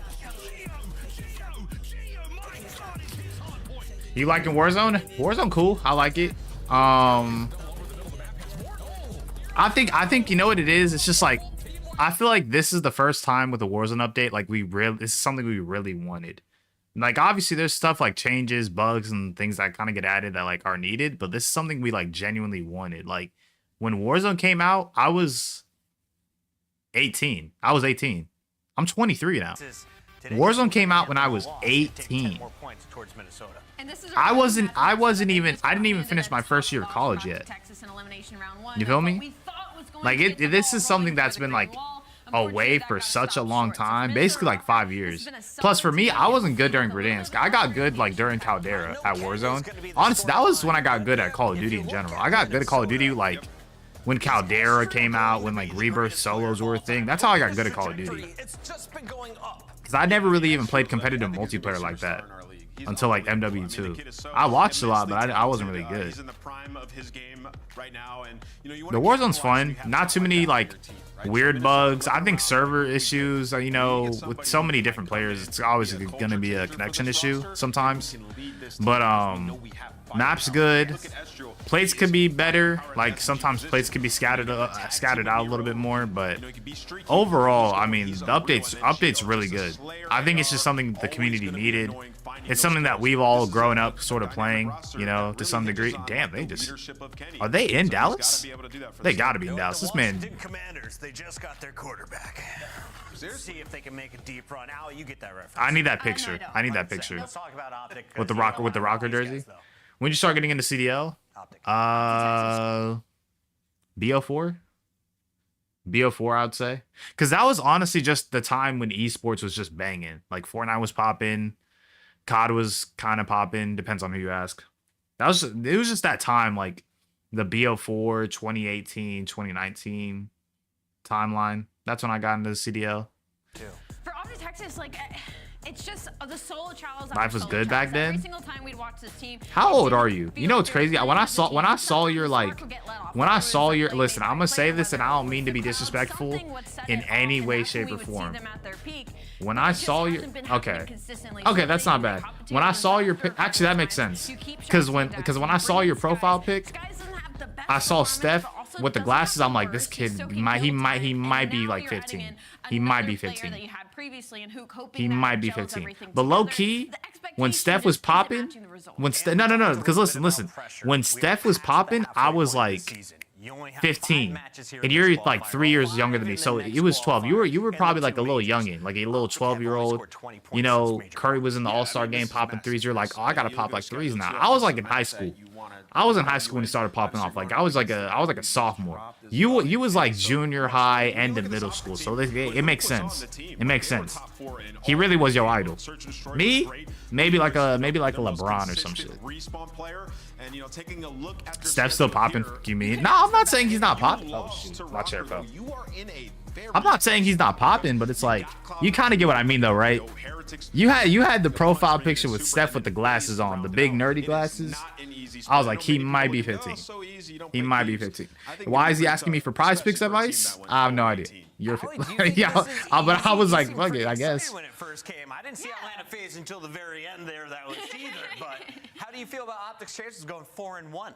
When you put like the expectation of Optic Texas, I typically see that roadmap and I'm like, okay, this is doable for Optic Texas. You know, if you had stacked a couple of like LA Thieves in that lineup or something, then maybe I would have felt a certain way about it. But for Optic Texas, the expectation that them and the community have, I'm a Steph. Them, that's not a bad roadmap. The Nuke makes his return in green. He my home screen. You see, this is what I'm saying, bro. Finally, we got a rewind. Rewind Search and Destroy is in for a game number 2, so that is 2 new maps in to kick things off in our Major 3 qualifiers. I'm a happy boy. I'm looking at this Minnesota Rokkr trying to win in the middle here. They're 100% either going to what's my home screen? Hold on, let me see. Played Optic Texas versus it was about a 20-point game. Because sometimes I'll be changing it. You go into Rewind. This is a map that fits Minnesota Rocker's play style 100% across the board. This is my home screen. I'm just hoping I don't leak. I'm praying nothing pops up on my phone. This is my home screen. It's Mew, but it's with the Sicko logo. If you know what Sicko is, like the brand. But you got Kenny now. It's a new look. That's my home screen. Texas, new look as well, right? So we don't know. But what's out the Texas? It's on some like. You know, keep it frank. They've been frying in a lot of their scrims, but they gotta go up. It's Kenneth.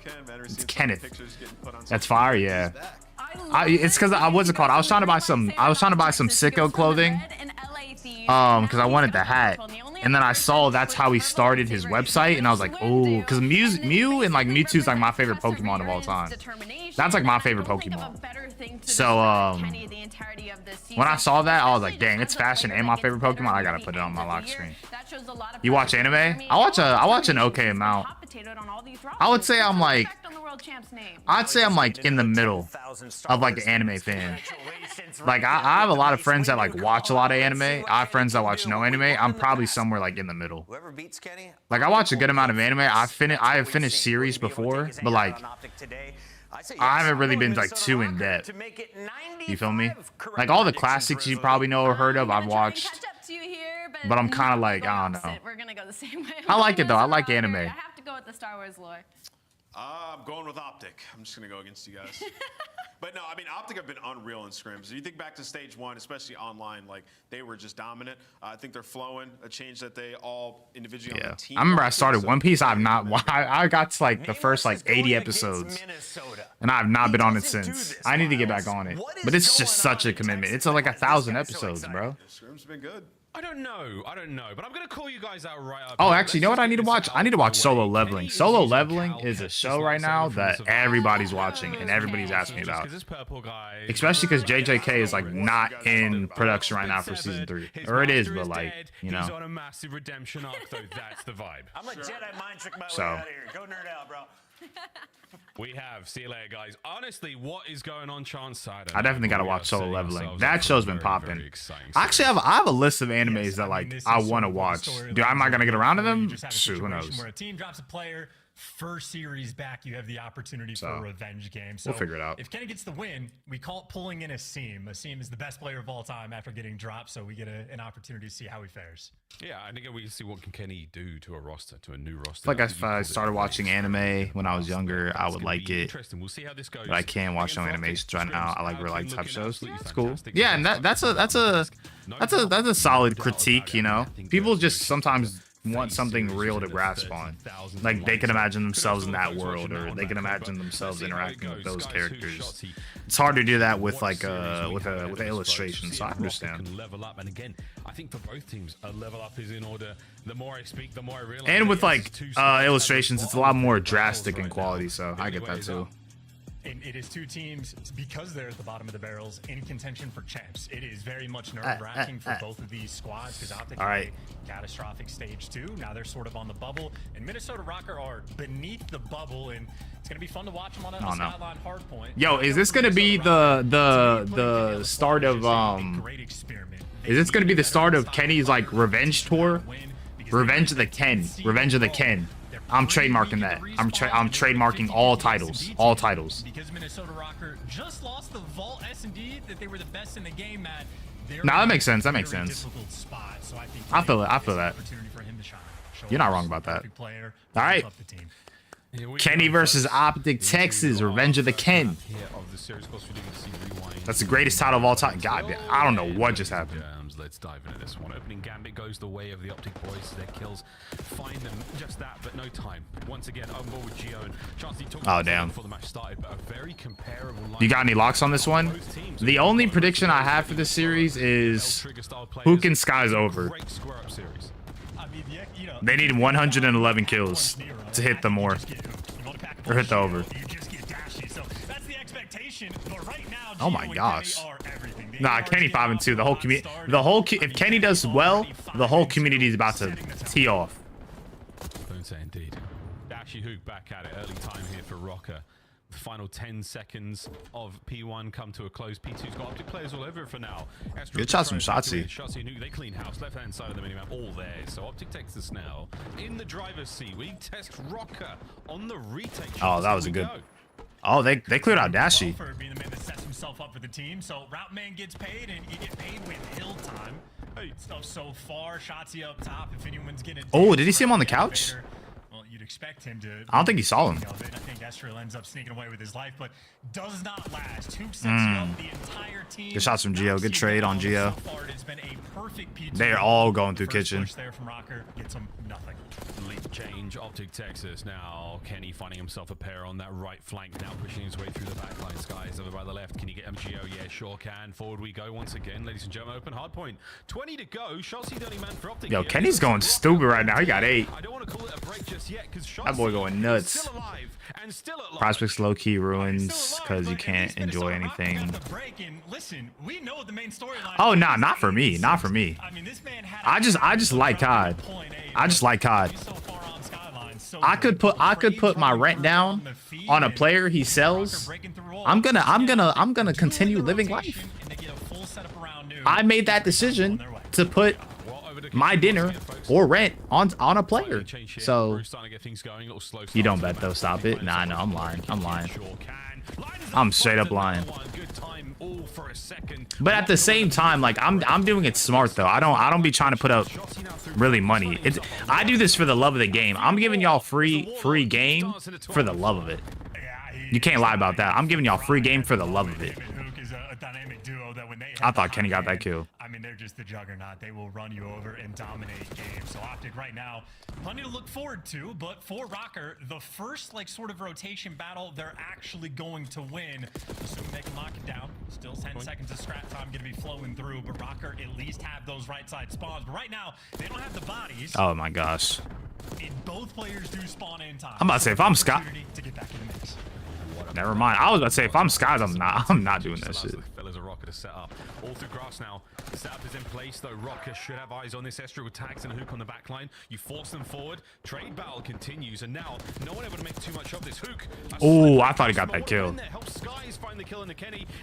They're still spawning grass. Dashy trying to find something. What a snap on a Gio. No kill, no break. Rokkr hold. the delay for the stream, like almost instant you see. No, honestly, last stream I was locked in on the matches. That's why. Brand new place to fall off the map in Hook Skywalker. Well, What the ruins fuck? the Star Wars theme, but it's a fancy spot nonetheless. It was a fancy spot. Dangling off of Cloud City and Bespin right there, folks. Nice fire spree. No, I mostly see like all the chats instantly. Literally last week I was just locked in the matches, or last stream. I mostly see everything when it gets typed out. On stage, finding kills, 3 dead though there for Optic. Last man who It's just sometimes I'll make a decision to read the chat instantly or not read it, just in case like I feel like a moment's happening or not. I try to balance like reading chat right away, and then obviously like sometimes I need to like lock in, so I'm not gonna read it right away. Not even trying to be rude about it, you feel me? God. All right, bro. Come on now. No, okay, that's fine. That's fine. Little delay. Not too bad. When did Nero get a streak? Yeah, he won. Yeah, and again, everyone's getting a lot more wise to this. Nero takes a slightly alternate, path there with missile because again, it spawns in the same location. Everyone is so adept at shooting these things down now. So where are we at? Doesn't get defeated. He gets a couple of kills out of it. We're at 26 right now. Boys, a little bit of space. Can Kenny be the opening man right now for Rokkr on rotation? Sky's eyes on the prize, and it's a big win there. A trade as we get P2 open. Numbers for Rokkr. Oh, there is so many split spawns going on right now. 2v1 on time for New. Okay, now everybody spawned out. Spawns right in the back. And Astral making a heads-up play though. He gets out of dodge, but can't give you the 2 dead. second. Those are electric shots coming out of Mr. Bueno, and while Astral nearly made the play, now it's up to Nero maybe to try to be the hero. Picks up 2 and has 2 more to deal with, but somehow Rokkr, I mean, from the front side of time, they have turned this into a mixed fest. You see, this is good. They're keeping it competitive. It allows for more kills. I like this. Just to make sure Optic can't go crazy, because the best hold Optic have had pretty much the entire map is the first P2. A lot of information getting there on that push here. Let's see if this P2 can be any better. Nero dancing through time, trying to stay alive. Again, the only man upstairs for now. Big win on a Shotzzy. Next man in, not going to be there. Estriel softens that blow. The final 15, and it should go the way of Rokkr. A perfect 30-point hold there. Halfway through that P2, they turn it on. And Kenny knows to wait for the rotation. Hook, though, right gun for the job and heads up on the approach as well. So you're shutting down on the funny business, but right now, bigger problem. The lead is going to be pretty massive. Optic, you want to chain these hills back together, and they're off to a good start. Geo's going to fall. The pinch there from if you're Optic and you can get like a majority of this time, I mean, it's perfect. Because I think they still have grass spawns too. They still do have a Shotzzy. God he damn. has been undeniable. Him and Hook wiping the feed. Yeah, FaZe is #1. Again, Optic with a decent hold. Especially winning the first 2 majors with all those points, they're #1 in standings. And again, a wide open play here. No one able to get off time. So again, this P3 has been a delight for Optic. Estriel finally now slips the net, cuts 2. The trophy gets turned. That's a solid 20 for Minnesota. Snaps are there. Rotation on as well. And this could be huge. Kenny on the flank. Kenny gets the pair. And that's going to be They line up for Kenny. For the next point. That's revenge on Hook as well. Delacto now spawns in. FaZe is #1 in everything. W org. Nah, off facts. W org. The best hill for Rokkr was on God.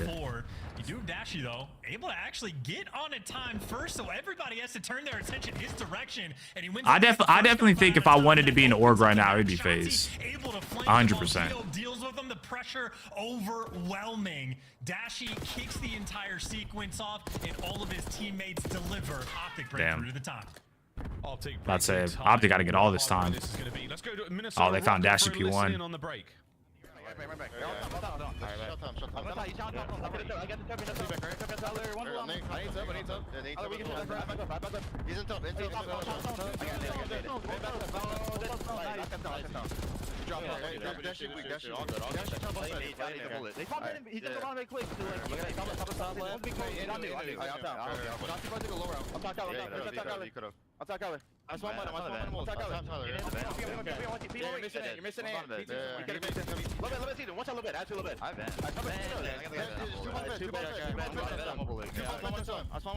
We're good here. We're good.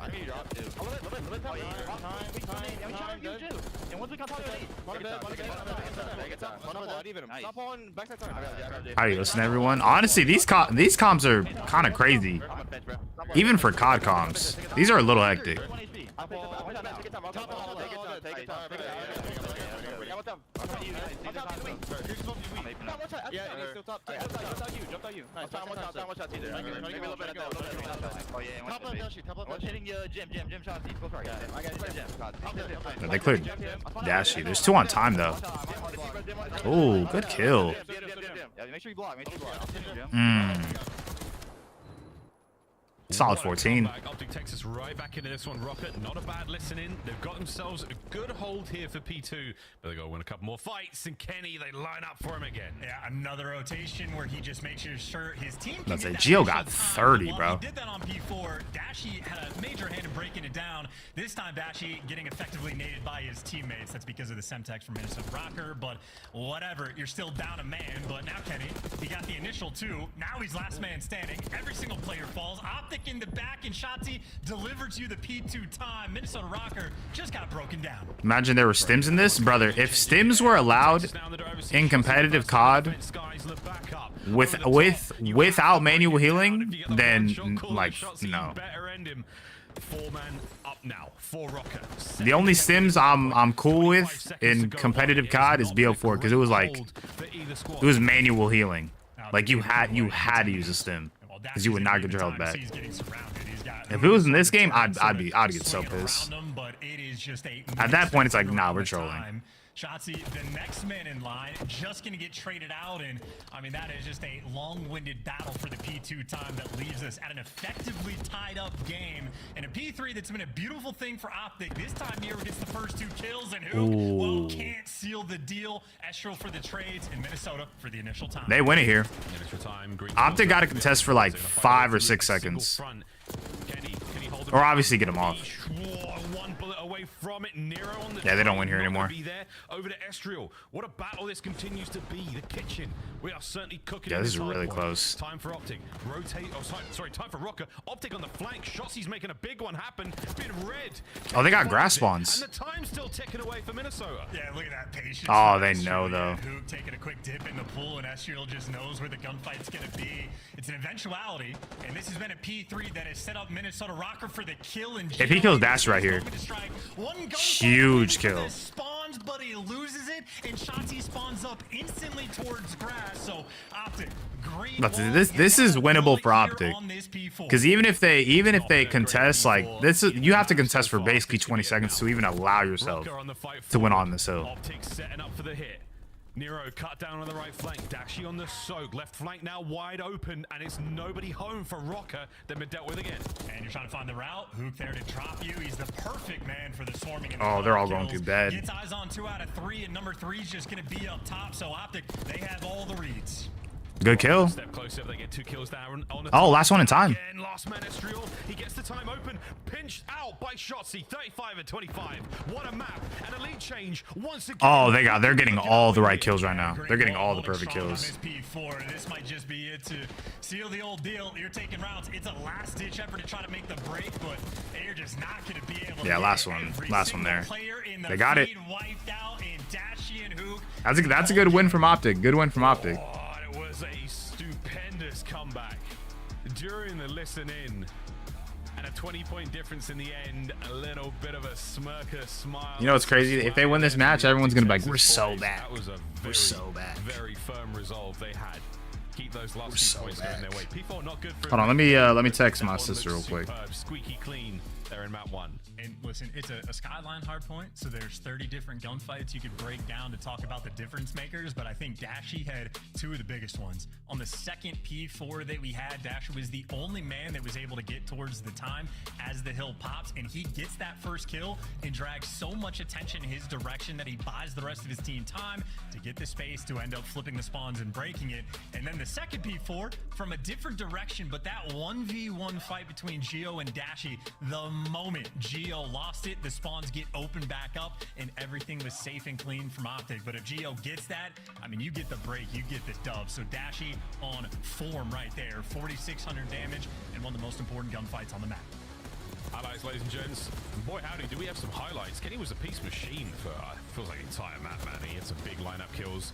Shots, he started to really get things going. Again, one of the major differences we see when Optic Texas get their respawn wins. Shots, he goes big positive. That was I'm about to make the thumbnail for Dance. Again, a disgusting start to this series. A little bit of a I already had it up, but I might need to change it though. Rokkr, the new Optic Texas map 1 in the books. Everyone over that map, Jesus. No, that was perfect. It's a little skyline for a first map. I mean, here's a general rule, because sometimes map sets will be leaked earlier than usual. That's how it happened last year. A lot of map sets would be released like even the day before. If you have a skyline or a red card, like in the first map, one of the first 2 maps, take the over. Just take the over, bro. Don't even ask questions about it. Just take the over. Especially if you have red card. If you have red card, take the over. More so probably red card, but even skyline, take the over. Depending on only one of 2 factors. If the teams are similar in standings or they're just like good players.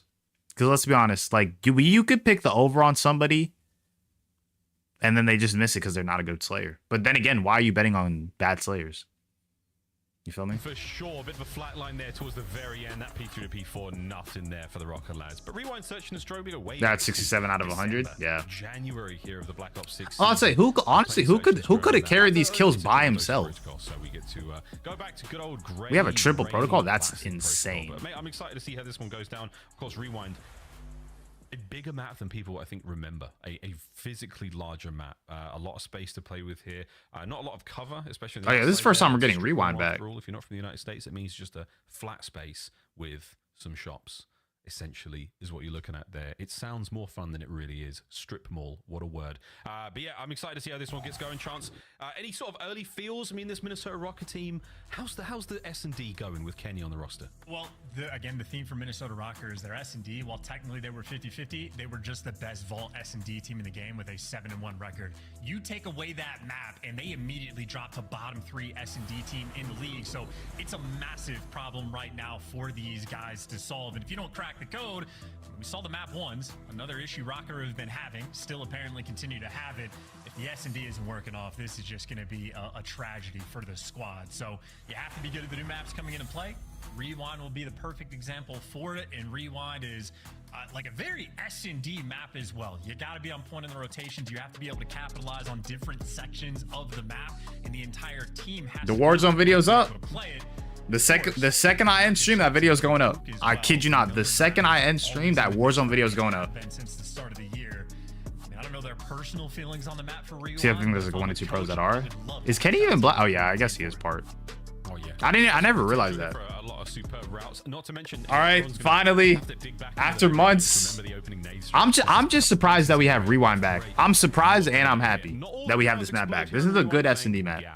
But we're going for it, boys and girls. Could be an A site bang out, and there good nade from Skies. Skies finds it. Yeah, good news though. Kenny got his get back. Out for a 3v3, but as much space as Optic just take, Nero eventually makes the read. You got trades all over the map, and Nero there to drop Dash you in a singular. Oh, he broke glass. I mean, he kind of had to. It was like a 1v3. Had to get some action. Strikes. Yeah, that was a nice win. Dashi unable to pick up enough damage onto the second player on his challenge, but Nero finding 3 on the round. The old in and out there. Good kill from Nero. I didn't even realize Nero had 3. Nice way. He didn't have a bad respawn by any stretch. I think if anybody will benefit from this move, Kenny going to Minnesota. I mean, obviously all 3 of them for sure, but I think Nero might actually have some might get a bit of help from Kenny's side in terms of like structure. So yeah, Optic, this is the spot. A little bit careful, but Minnesota not going. When's the arena land? The next major is in Miami in like 5 weeks, so like in a month. Play there with noise, but no one's gonna bite. Estriel got himself into a lovely position here. Slight exchange. No real contact yet for either team. Maybe less than a month. I know the events are kind of. Stun check lands. Hot check for the intel. Spots 2 players. Oh shit. Hoop though. Managing to find a blood on towards the site, and here we go. Skies getting active. Oh, they didn't see him to the right. Their teammate dies, and they were looking to get active over towards Elephant. Estriel for one. And that's bombed down as well. An opportunity here in the 2v3, and with a gunfight like that. He's trying to trade Geo. Or maybe He's getting sandwiched.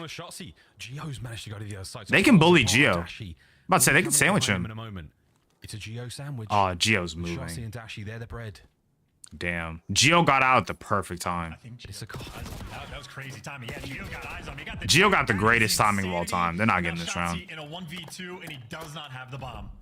Oh, it's the Atkins diet. He's not getting this. No carbs to unless he goes straight B. That's or A. 10 seconds. Can he get the plant on A? Estriel has eyes. But so they can check. The round, and that's 2-0 Rokkr. That's bro. Geo got the greatest timing of all time. Estriel, as soon as Kenny gets first. Oh, you next to Miami? I'm not gonna lie. I've always wanted to go to Miami. I low-key was thinking about going to this event, but then I saw like timetables, like it wouldn't match. Like that was point blank range, but he delivers, and then Geo certainly had the Call of Duty timing on his side as well. But that is, I mean, just a shredder. Yeah, that's unbelievable, man. That's a game-changing moment. Not to My mention picks are looking godlike. This dude, this boy Richie. Shout out Richie, but that boy said my picks are godlike. He might have the script. Spree for Estriel as well. Opening nades, pop. Everyone there from Rokkr makes their way forward. Hook though in a Oh, he heard the door. Causing some noise, but wait, Estriel from behind. The opening dagger delved for both teams. Yeah, that's the Hook special, man. Just running it down and at least getting his one. Kenny, timing does not go his way. I thought Kenny had a chance. I'm not gonna lie. Quickly, and Estriel, you jump over the wall. You're gonna jump into the hands of every Optic member. Stabilize 3-1. Defense, no crazy. Good round out of Optic. Good round. A good execution. Optic, take away the round.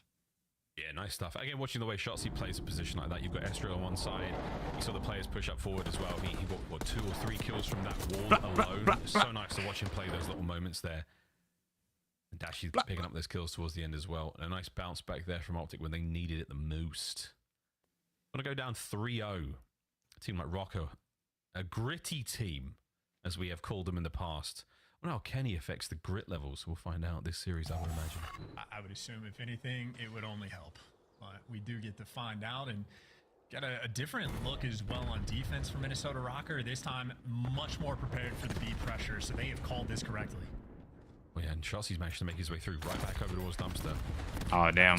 Good trophy. Oh, Nero got 2. Nero got 3.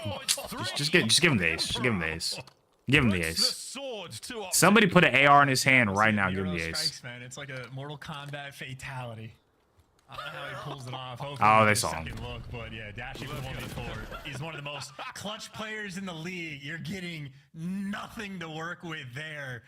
And Nero gets to laugh about that one. That is destructive. Yeah, and the mini-map towards the end there. Geo gets the final kill, but all members of Rokkr marching towards the final kill there. A dominant display so far. His man, he saw his toes, bro. He saw his toes. And then he was stunned. Skies, the stun connects as well perfectly over the top. So Shotzi, not necessarily that free, but Nero, perfect timing on the hit. Yeah, and maybe a spot SMG players are going to want to steal as well. You see that boy saw the toes. Through underneath the and Nero 6-2. So jiggy stuff getting brought out. And clearly Minnesota Kobe have done their homework. Nades on both sides. This time Kenny wants to square with Dashy, and not fun to be on the receiving end. Oh, wait. Actually, I mean, he is dealing with 2, and he still walks away. Bro, he might catch Hook. So oh, he saw the top of the head of Hook. Oh, Hook literally got out with his life. Perfect. Perfect. Unbelievable. We need a couple kills from Hook. We're at like what? Yeah, like 5. Last man Geo tagged up now. Oh my gosh. Pressure on Hook. What a sensation. See, I like this. I like this. I read the map wrong at the start. I thought it was I like this. We need banger games. We need banger maps from Hook. And Skies. You feel me? Pops 3. And as mentioned before, Nero and Hook, very comparable players in my mind. I'm surprised Hook got away with his life, to be honest. Instantly. Oh, look at this. The fadeaway, quick hop. That was crazy because I saw what spot he was in. Next to those next to that elephant, like Platt. You kind of just lay prone. Anybody that tries to cross do blue or laundry. Damn, that's crazy. These are like all old comebacks that are just coming to me right now. Blue, laundry, elephant, or like top Platt. One of the most unpredictable players in the double doors. On a 3 spree right now. P5. Damn, this really hitting for me right now. This means something to me. Close. This means something to me right here. No intel to truly work off of yet. Dashy, first blood again. Yeah, Kenny keeps squaring. Kenny keeps dying. And Nero doesn't overbite just yet on the information. If Shotzi's shooting out here, I mean, you walk into this section of the map, that'd just be a trap. Rokkr, they're staying inside. Yeah. Yeah, Shotzi on top of the container as well. Coverage there. Oh. But wait, Nero fights his way forward. Shotzi, he can get Estriel, backs out, gets away with his life, keeps the man advantage up right now, and Optic on the prowl. Here comes Gio from the outside. Oh, Shotzi. Wait, did he not see him? Wait a minute. Oh, I'm pretty sure you saw him. Gio, no second. 2v1. About to say play trades. Never mind. Could do it. 1v1. 1v1. Nero, the Emperor, again. Yo, I swear to you, when they like kind of separated a little bit, I kind of had a feeling. Ferocious. I was like, bro, play together, play a trade. Disgusting. When they slightly separated, He tags Hook. oh, I was just like, I have a bad feeling about this. Hook took no damage in the initial fight, so that was a straight up 2v1 from Nero. Yeah, and listen, guys like Nero and Gio as well have been bailing Kenny out. Kenny's gotten first blooded a few times. Kenny keeps squaring. He keeps dying. He's 1-4, but his teammates have absolutely picked him up for 4-2 lead. But that is 2 different big clutches coming through from Minnesota Rokkr. So far, the clear-cut difference on the map. Well, a big A-bomb site. Hold on, I'm responding to a text. Don't hate me, y'all. Don't hate me. On the inside, a little bit of intel there from Gio. Watch out for that big flank. Shotzi. The right timing on Kenny. Nero, the snap Trades. there, but so is the trade. I backed up. Anything here? Oh no, Hook's there. Hook on the outside by Hedges. As you're starting to feel the pain here, Rokkr. Gio on a deep, deep flank. Estra's got to do this alone for a while. Yeah, I also think he's putting bomb down. Oh no, he's waiting. I believe for Kenny, so he has been getting worked in S&D. And Estriel, unfortunately for him, nowhere to go. At least gets out with his life, but right now, him and Gio praying for a pick. And Kenny going Gio off. Kenny point 3 going off. Kenny didn't have a bad map 1 though. Just giving you options. So he almost had like 30. They were splitting the kills, in my opinion. Gio still playing the outside. But nah, he's doing better right now. Looks like we're going away, and that's a lot of intel. Push forward. Gio on the pinch. Wait, did he get both? What a play out of Rokkr. Wait, did he get both? I think he got both. Round. And look at this pickup from Gio. What a place to oh be. My gosh. And this might quite literally be the fact that the map hasn't been in rotation for so long. The Optic players just don't know what they want to do in the post plants because it's not like they have the chemistry working together. Damn, you're bringing back that's a crazy. different combination of like rosters and players that you did not have in stage 1. No, that was a good play, Gio. But I mean, 3 clutches like that to go away and how quickly they. What did y'all used to call that restaurant? I know people would say burger, chicken. I called it KFC before it got removed. Wow, they ran through Z for free. They ran through Zig for the free ski, bro. Nice shots into the next man. As we're still dancing, Skies gets himself his 2nd kill of the map. Over to Nero on the close push. Can Hook find this? Rokkr, you've been down before. You've managed to win the rounds. Can you do it here? Good bench. Number 1. Good Number pinch. 2. They stay alive. Good pinch. I mean, that is the chemistry, by the way, being shown off of the SMG players from Optic there. Hook is absolutely one shot, as is tradition. Didn't play the last 2 games, just been spectating CDL. Respectable. No, it gets to a point where, like, you know, it's like, especially Vanguard. I feel like Vanguard was kind of like the last straw for some people, where it was like, bro, why am I playing COD? Even like MW2 to some degree. Watch Optic come back. It's doable. What's good, Coda? Point that Rokkr built up, and Optic made the comeback. Right now, we scream for ice cream is Rokkr screaming away, trying to get this final round. Oh, that was a trophy. A single round is all you need, but easier said than done, folks. Slow hit, taking their time, taking their chances. RC. Whoa, Hook manages to hit the gas, flies on through, caused a little bit of damage, man. He was real close. He had coverage now. Oh, the battle through the threshold. Nero, nice slide. Oh, run at him. Run at him. Now as the pressure is on, Dashy feeling it. Nero. Oh. This is wrong. 2v2. 2v1, play trade. Gio lines oh no. He got damage in the next man. Dashy on bomb. That boy, nah, that looks like a. Yo, I didn't even see his head. Yeah, can we run that one back? That looks like a snake. I didn't even see his head. Is TJ Halley telling nothing but truths on the timeline? I gotta see this. Okay, that looked pretty dirty from White. No clean one. Nah, it's clean. That's clean. That's clean. It looks crazy though. Crazy from Gio's point of view. Next up is Compact. Compact's nasty. That might actually be a good sub for Warzone and Comp. Tuscany, Bocause were solid maps looking back. No, here's my thing. Unless you watch CDL or were like, unless you played ranked or at least invested in CDL, you did not like Vanguard. Because I'll say this, Vanguard, like from a fundamental standpoint, god damn, was fun. It's a really fast-paced boots on the ground game. It's literally just a setting. This is round 11. I'm feeling it. Compact's meta in Warzone. Oh, Rokkr have spread out. Shoot, if I die to a Compact, I'm instantly putting a class. The loading dock. Ook. Again, it's just a cold whistle across rewind. Kenny spotted out once again, but it's not prompted much movement here. Dash on a 4. This is doable from Optic. 4v3, just play trades here. You went to the Toronto Ultra Major during Vanguard? The only CDL event I've been to is Champs and MW2. Here comes Rokkr. They're still not giving up too much. You've got numbers. But I'll probably go to the Dream Hack event. Maybe. We're still kind of debating. Anyone to move in? Shossi on the flank finds the first blood. 4v2, 25 on the clock. I mean, Kenny got a kill, but now you got the intel on. Ooh. Kenny gets you two. It's a 2v4 potential. Oh she no. wins the gunfight in Dashi with 15 Damn. seconds left. That was a huge 2-piece from Kenny. Huge 2-piece. How many clutches you need? Vanguard was so hectic it made it fun to watch. No, it was such a fast-paced boots on the ground game. Automaton was good. MP40 was good. Like, it was a solid year. It was a solid year. Good storylines, like Major 2 with LAG winning. Like, it was always gonna be fun. 2 rounds free there from the Optic Texas boys. Again, a nice display of the chem. Yeah, you can send me a build, Coda. You can send me a build. Of the unit 1-1 here at the break. Are people using the Compact, or is it just like something that kind of like just got discovered? 2-piece in that final round for a little bit of bailout in the stats department. He was getting tucked all game. He had 4 first deaths, but ultimately, if you want to focus on him, that's the story for Minnesota Rokkr. Kenny's new teammates absolutely bailing him out. But for Optic, the argument is you just got 8 first bloods and you lost the map. That's an insane stat to roll through. So as much ice as they had on the map 1, maybe they utilized all of it and have to sort of restock and freeze things up because that is a painful. Wait, what? Yeah, what? You called it perfectly as well. Kenny's first 4 deaths. I think Dashi nearly every single 1v1. So a crazy fun start to our series. Like everybody's using it. 1-1 desk.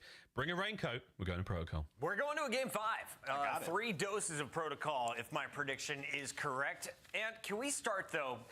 Coming into the matchup, where were these 2 teams in your power rankings? Both in the top 8?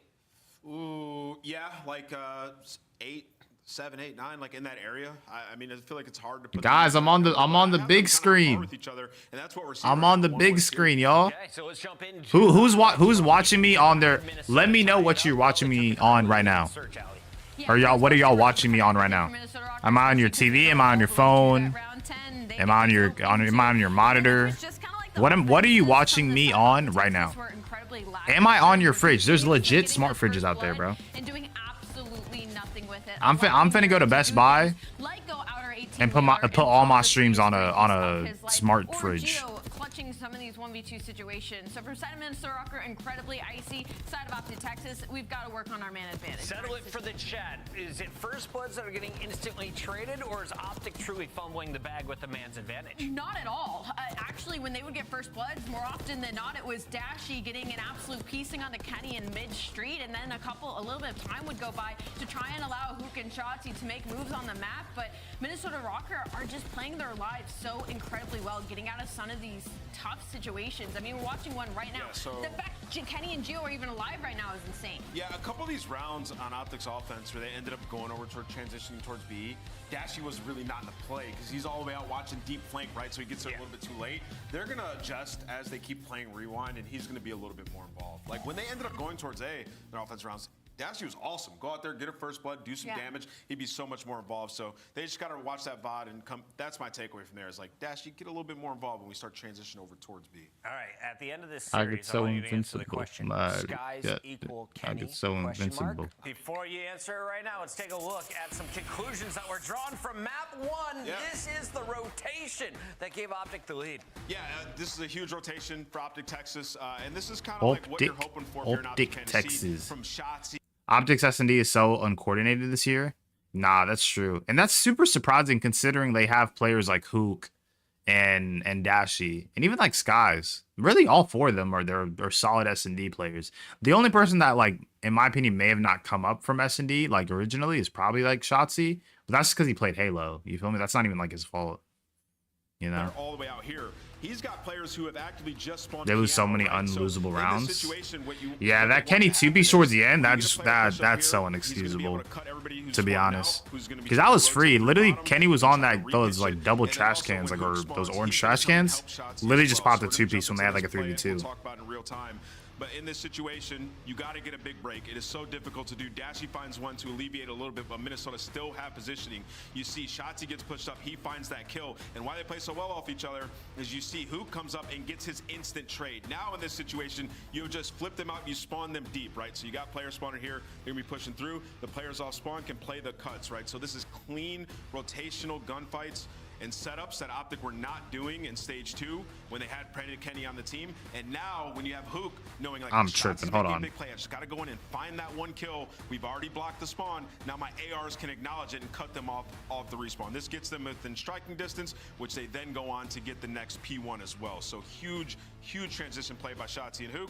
And Optic win map 1. Now, is this something that you practice and you've set up, or is that my just bad? How the game Saying in flows text. At the moment? Everybody's texting me right now, bro. Y'all gotta So fucking this relax. is something that you talk about and you try to set up, right? Because it's a situation where, like, if I can get to the back and block this spawn, we know that they're going to be getting parallels. We have to cut them and also come in for reinforcement. So right there, Hook's like, all right, I'm going to go top hallway. When we get these kills, you guys then cut them off. So something they've talked about, clearly rehearsed, and works in real time. Optic takes the first respawn, and we have another respawn coming up for game number 3. Before that, though, what's your scuff play of the game? It came early. Round 2. Nero, show us what you can do and search and destroy. The man was throbbing. No, and we talk about Mr. Rokkr, like, it what? literally He said throbbing? takes one moment for this team to start hitting their stride, and they can absolutely. I don't want to hear about another man series. throbbing. That's just me, though. Search and destroy. We got a couple of moments from that from Nero. That's just me. Shout out to Optic Texas, though. They did Hold on, let me start see. competing Where we there. at in So kills? guys, you know, some lore for you guys at home. When you guys see Nero's player cam, and he's rocking back and forth like this. Dashy and I said Dashy. Hook and Skies are at 78. We got a series on our hands. You see the rocking. 78. What's their line? What was my line earlier? If they're at 78, I need them to get. Their line's at 110. If you're a challengers team, because right now That's doable. It's around 30. Both got to get like 15. If both can get 15, I think we get it. Tomorrow. It's like Saturday, not a It's Friday basically thing. here. Anyway, we got a game 3 loading up. Triple dose of protocol. I'm going to go take a nap, Miles. Good night, Chris. Hello, chat. Let's do this. We've got a lot to get through still. If a game 5 is indeed on the cards, which is very, very possible, it's going to happen. A quick one, though. I wanted to shout out Ted for the win on Reddit for doing mysterious and important work with one of the best Severance CDL meme crossovers I have ever seen. Thanks for the out loud IRL LOL today, mate. And yeah, we are indeed back. We're looking at a 5 chance, hopefully. We start things off on control. Oh my goodness. How are we dressing this one up, mate? Well, All right. just because it's a protocol. Do y'all have any predictions on who is taking the 3rd map? It is Protocol Control. This is definitely a bang out. I would say, theoretically, it really just comes down to which subs do better on defense and who can do spawn trapping better. Because Estriel and Geo can spawn trap very well on this map, same with Nero. And that kind of goes the same way with Optic. Hook and Shotzi in your spawn on defense, I would not want to go against that. So, we'll see what happens. Like, Hook's taking underground route. It's not hard for other teams to veto one of the better maps. So this is And the he type killed of it, bro. thing that Minnesota do need to figure out if they want to be a top team. Well, let's find out how much work they managed to put in the relatively short space since announcing Kenny the roster. Estriel cutting a couple of players. Oh, it's 3 dead. Big stack on a B and a man on A. Let's get it. And Gio in his happy place, man, loves the window. One's going up steps. He did not realize The it. stairwell push though. Kenny's here for the trades, but I don't know if that's going to be enough. A solo capture on B, you don't expect to last very long. Kenny, I mean, he would have to be a hero to keep this going. And you see, actually just gets off the point, knows you're not going to be able to lock it down, and wants to keep some map positioning for the kills. Positioning pays the bills. Slammage there. Dashy with a pistol, close range. Great stun from Scott. That was a great stun check. A solo man getting the job done right now. Estrel, and a nice coverage from Nero, and it's an aggressive hit from Optic. They're trying to get him off. The contest at the very least sidewalk. Things here. Good kill from Kenny. Kenny and Nero. What a wombo combo that is. Oh, he was nah. I'm not gonna lie. Hook had to be a bullet. The second segment is gone. Yeah, those are great comps coming through as well. I think Nero They got to clear out their building. Perfect. They cleared out Shotzzy through dead. Honestly, two of y'all can hit towards B right now. On point. We got a taste of it in map number 1, but control it shines and A zone secured. Kenny already got the ticket progress over towards B, and Esriel maybe back in his happy place outside a lighthouse. And if those shots are connected, he looked like a hacker, but he knows either way. Huge. Down, and it should be a stack on the time. Nero, back it up. Yeah, Nero's doing too much. I'm not gonna lie. He's gonna find a whole lot. He might catch out one player. No, he doesn't. All right. The zone's done. There we go. Nero kind of got bailed out a little bit, just a little bit. Cause I'm not gonna lie, that man was trying. I know what he was trying to do. He was trying to spawn him out deep towards the left, so they didn't have enough reinforcements to get to B. But theoretically, even if they were spawning out, they could have just easily naded and/or like where else would they have come from? They would have to cross through mid anyways. That makes perfect sense to me, Bob. That healing factor. He's willing to take as many fights as he wants. I'm not sure who's just picked up. I don't think the chat did pick up on who comic book accurate Wolverine really is, but we'll find out. Here we go. Optic on the attack, round 2. Let's see where they decide to go. It was a bit of B-love there for a Minnesota Rokkr in their opening round. And now Shotzzy, who's going to find himself a stun. Nero with the first blood. 3 dead. All 4. Set up a spawn trap. 4 kills instantly now push the spawns. This round good kill. Yeah, it might be wraps. This is going to be tough to get out of. This is exactly where, I mean, again, talk about perfect positioning. Where guys like Escher want to be, but Kenny gonna get dropped. Unfortunately, Nero's still alive, so they've gotten rid of most of the Minnesota Rokkr players to get out of their spawn, but still have extra to deal with. Yeah, this is bad. This is bad for my pick because I had Hook and Shot and Skies more. But if they get 3-0'd in control, it's wraps. We're flying forward. Nero 5 spree. Hook need to back up. Shoot. 6 knows there's another player there, and he's dancing. Now he's on a stairway to heaven. Yeah, and the most important thing about this stairway is you are running out of time to make it towards the top. 35 seconds now left in the round. Shit. He did get traded up. I sent you the clip. I'll watch it. I'll watch it probably in between these rounds. The point and get the ball rolling. Kenny's in P4. He's hitting Spiral right now. Out of B onto A as well, but the last man up for the roster is going to be Dashy. They gotta get Kenny. Kenny's literally in their building, and he just killed Dashy. Managed to secure A. B zone halfway done. What is Estrel made of titanium? How did he not die? B zone safe. I don't. That made no sense. B zone first. It's a good times, bad times sort of situation. GG's. My pick might be wraps. Spawn trap blender. Estrel on a 3-piece and 10 seconds left. Optic have to stop the clock, but frankly, I don't really know where you go. Oh, what 7.4? There's still unless. Nah, yo, Skies would need to get 10 and Hook would need to get like 8. Maybe probably 10 more. Anyone home? Yeah, it might be wraps. It might be wraps. 2-0. I mean, the grit showing off. Minnesota Rokkr certainly. It might be wraps, bro. Black Dog, they are fighting here on the protocol. It might be wraps. Well. Let me see this. 2 clean and comfortable rounds, and I mean, wasting no time. Nero 13 and 7 as well. I mean, I think he had maybe 3 different plays in this round that could have been the best play, but I'll give it to him for these clean shots with the aims over by the helicopter. Ooh. This is the moment where every one of his teammates fell, and he just destroys. He might have had a plate or two. Back in spawn, and again, for but that thing rips. 35 seconds left on the clock before they even touch the zone. Comp, game choice. Difficult to win a round. Okay, game choice makes sense. Yeah, man, real tough. Vertical. Minnesota. Come from the land extended. of the ice and snow. Alexa. I'll try it out. Song by Led Zeppelin. Let's start this round off with a bang. They are rocking and rolling right now. Nero with a coverage down low. I need Optic to get at least like a round. If Optic wins this round, we should be good on our pick. Was I'd keep going, but I've lost my energy, so we'll see if Rokkr can keep it going on the one-man stack for the moment. And right now the mini-map is looking something. You playing Warzone today? Not today. The next time I play Warzone will most likely be on my Twitch Monday. I'm not even gonna lie to you. Only because I have the watch parties this weekend. He's 12-5 as well. This is Rokkr in their flow state. Yeah, man, absolutely. You know, Geo goes for the Misty Mountain. Maybe a late night, like just sort of vibe. Sometime this weekend. We'll see. I don't mind hopping on and streaming like late, kind of like late night vibes. It won't be like crazy like energy or anything. I'll probably be tired, but I don't mind doing something like kind of late. If anybody's fucking just gonna get the next man in line, and Sky's left out. Fruit for fodder. Kenny's picking up a big 2, and I mean, I tell you, nah, but today's video should be fine. I had like it was either 16 or 18 kills. It was a gameplay guy yesterday when Verdansk came out. It's like 18, 16 kills. I forgot which one because now they sort of separated. So you just gotta finish the job on 1, and you should be good for the round. You got to pump the brakes right now. 17-17, life count even.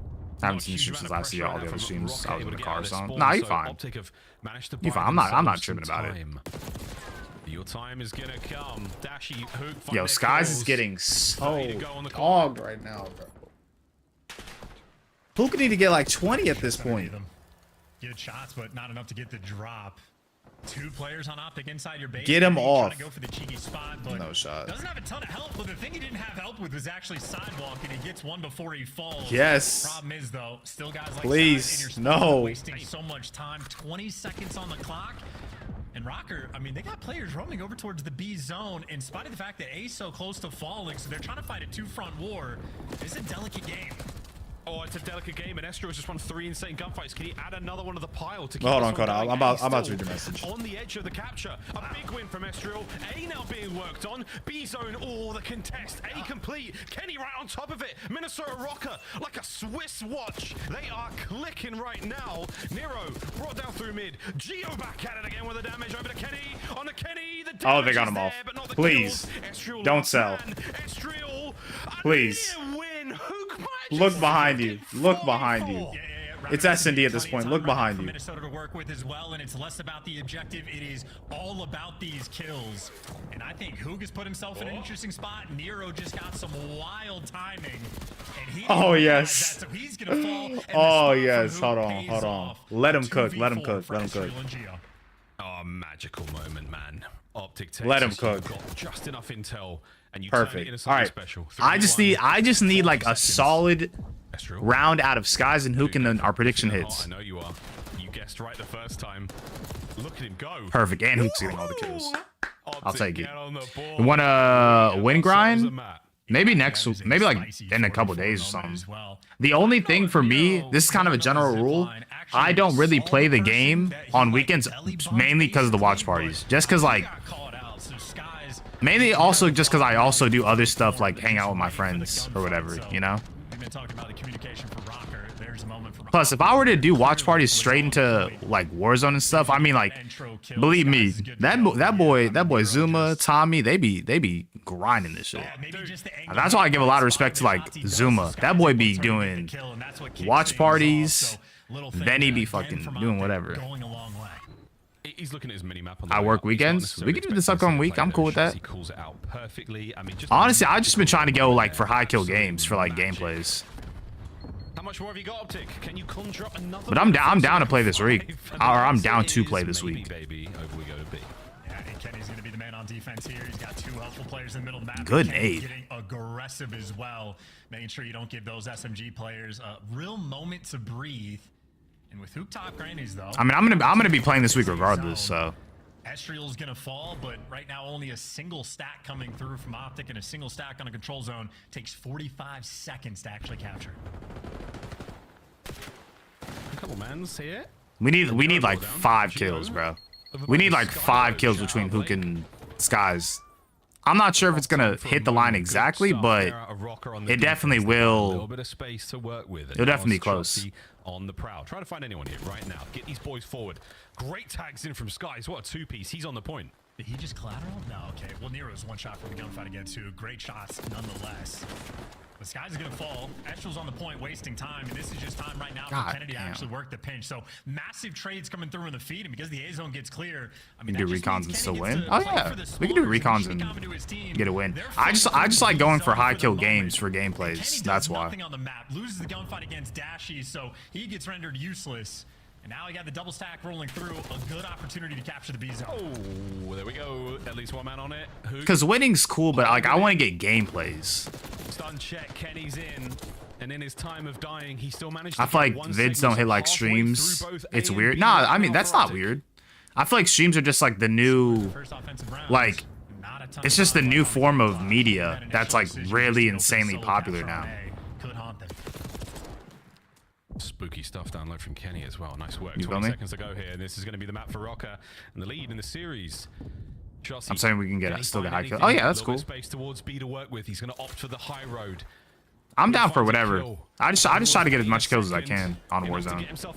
Try to get a good game. Is the burn there onto Nero? Oh, the nade. Was it good, G?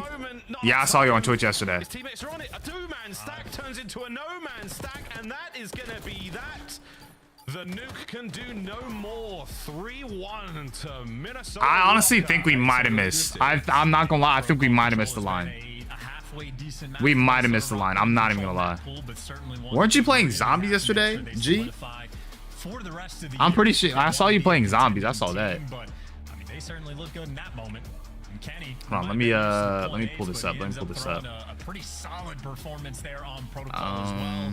One of the better maps we've seen from that two-time world champ in quite some time. So Rokkr. We need what, 111, right? The line's at 111. So I need or the line's at 110. I need a 111. Just be their moment of the grid, fighting back for a reverse sweep, but they clutched up enough that it is now them that have the lead, the advantage in the series. Oh, they updated, I think. No, they didn't. To back everything up.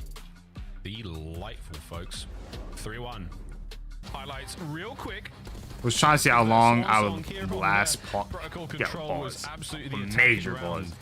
64-49. I don't think that's enough. Wait. As they're capturing both zones at the same time, Extra having himself a good time. Big damage and big work out of Kenny there as well. I mean, this is a wonderful addition to the map. Oh, we hit by 3. We hit by 3. We hit by 3. I'm 2 for 2 on the day. We're good. I'm 2 for 2. Let me update it real quick. We'll see if we can't keep this series a rolling still here on the same map. All right, bet. We got it by 3 kills. We got it by 3 kills. I knew we had to hit like at least 30. I knew it was just going to be close. I didn't know if that was the exact number I needed to hit, but I know we needed around 30. So when I saw Skies was at like 14, 13, Hook was at like 20, 21, I was like, all right, we hit 30, but I don't know if we need like 31, 32. Do we need 29? So I knew we were going to be close. It's going to be a lot of fun to see how far they can go. And even on a player-specific front. Oh, wait, Kenny too. I forgot. Hold on, so I got to check Kenny's kills real quick. Guys like Gio and Nero are going to look like gods. Kenny had... Oh, Kenny hit over, though. Kenny hit over. So we went 2 for 3. We went 2 for 3. We went 2 for 3. I said Kenny was going to get less. He got 58. He beat me by 5. I got to respect it. I got to tip Kenny. I got to tip it. There's very few players that are like him. Kenny beat my line by 5. So we did miss one. We did miss one. It's a real scary prospect. Nero's one of the most unbelievable. I updated it. We're 44 for 63. In COD, he really burst onto the scene in that Boston Breach roster. Which is so what's our percentage right now? 44 divided by 63 is yeah. Let's get a system going for Minnesota Rokkr. 69%. We're literally 69.8%. And even see them occasionally working away. Damn. In the player camps, quite literally. Looney has to be in heaven, being able to work with Kenny. Like that is like if Looney. Like, damn, Kenny really hit. Kenny hit his over about 5 kills though. He's one of the smartest COD players of all time. So you hand him a guy like Kenny, I mean, has to be ecstatic. So yeah, Rokkr do another prediction for fun. Map 5. What are the lines? For the opportunity to again dig yourself away from the 10th seed. Absolutely. Let's aim for 8th. Let's try to get up and towards the bubble because, you know, the run towards champs is still on. But I'm vibing. no one is quite having to make Straight vibing. It's Friday. The weekend's here. Might go out, be like, go to the club, be like these. You feel me? Nice attack towards his hard We'll point. see. I'll look at map 5s though. If you've just joined What is it? Protocol? Low-key dash, either dashy over or one of the subs. Low-key one of the subs, I'd say, for map 5. Just because everybody goes A on this map. I'll say Shotzzy over map 5, just for fun. Absolutely slaughters you. Chokeslam there to keep you back in spawn. Next 20 seconds. No, I saw the clip. That thing ripped. I don't know if he had full plates. He probably maybe had like 2 or 3. Maybe 2, but it's still ripped. I'm gonna try out that class. I'm gonna try it out. I think it'll be a good video for a Warzone class setup. Other than that, Optic have struggled, but the first hard point, if it goes your way, and you're just happy to see the second one. Boy got ripped. Estriel, right gun for the job. It gets traded. You have Rokkr at least. That was a really good P1 from Optic. They got 35 seconds off that. Gunfights, and that is Skies from the highest of top ropes, picking up 3, trying to make a dent. The Rokkr still do have the time. Yeah, it's crazy when you get like that. Oh, Kenny was so bro, he tried to knife him, bro. That's so whack. Geo though. Geo with 2. 3? Fuck you, go for 4. You gotta fight hard, boys and girls, to break P2 here on Protocol. Kenny with Oh, he saw him on boat. The coverage there from Optic are not going to allow him to get much closer. You know what's crazy though? I actually like this map. I don't know if that's a hot take. I actually like Protocol. Optic again breaks at the right time. They are keeping themselves very healthy here in the lead. Yeah, they might not have the spawns yet, but they have plenty of time to work with. So that is a. He had 4? That's fucking nuts, son. Hills back to back from Optic, and Hook loves to play with the zip lines. The idea there, the execution is not. And for Rokkr, I mean, a testament of how good are their comms going to be, because Skies has gotten through. That was the Kenny masterclass. So they are heads up about it. Problem is, though, he is still alive. But nah, that's crazy. And Sky, but they're committing a lot of resources to take Skies out here. It's going to allow players through the front. Big wins again. Now Hook, last man left up, no HP to his name, so he's going to have to back on up. So great work, Rokkr. You managed to deal with the problem, and you've managed to maintain. That stun hit back on Spiral. Push that lead forward. Shots you through the back door. All right. That's going to hurt.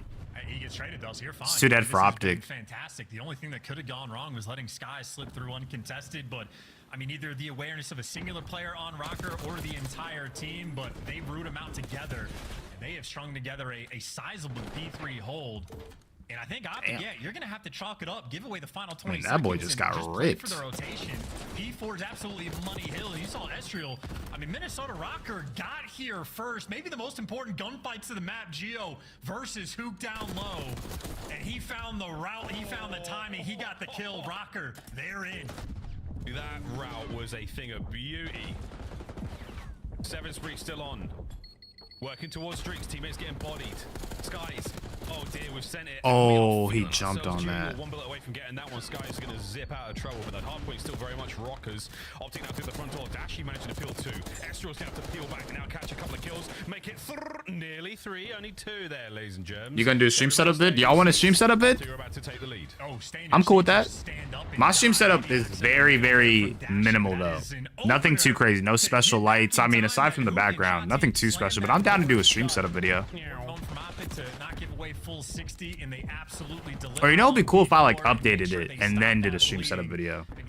This is it's very bare bones. They were trying to accrue, and on the reset over towards the new time, Optic have about a 20-point lead. Yeah, lovely stuff. What a battle down low here, folks. P4 treating us. Absolutely treating us to the goods here on Protocol. While still 8 points is going to be all that separates. Damn, that boy Gio got a 2 KD. That boy not giving up. He said, "I'm doing this. Come on." Green pool of time before Gio's nade flushes Dashy out. Oh, Shotzzy.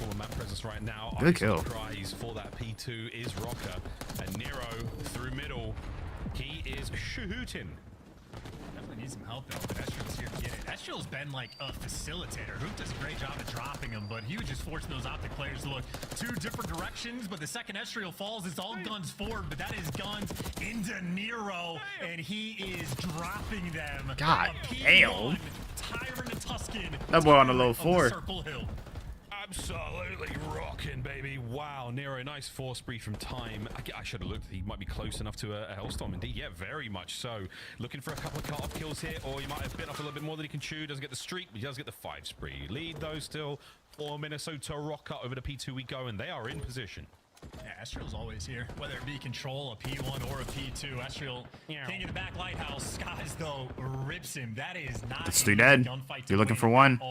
Caesar Skies Bueno delivers, and he gives you the time. Oh, they flipped. Time now as well. Towards the back line. Nice shots into the first and the second man. Estriel somehow winning that fight. Shotsy cleans his. I'm about to say, I didn't even think he was gonna survive off jumping. To play. And now Geo, middle of the map, wide open, so now an opportunity for Rokkr to run this scoreline forward. Good nade. They still have a trophy on time, though. Not a safe place to be. No Optic members there. Oh, he's a bullet. Kenny's still alive. Win from Kenny. Gotta be reading the rat. Wow, nice reposition. Kenny reads it. I mean, that is smooth moves on point, and he continues the oscillation back and forth. Kenny, nice little force spree moment, and you get the spawn flipped as well. This is going to be a 35-point lead, maybe for Rokkr. Yo, Kenny is running. I mean, Kenny is dead running. Unstoppable, but as he gets dropped, so does everybody in his team. They just lost the spawn. They know one's in the back. They need to clear out Estriel. Instead, Estriel, excuse me, going to be fighting for his life in the back. Jedi mind tricks from Kenny continues now to Estriel in time. Checks every corner very diligently. Nice work. Oh dear, you got to finish this kill. Any help here?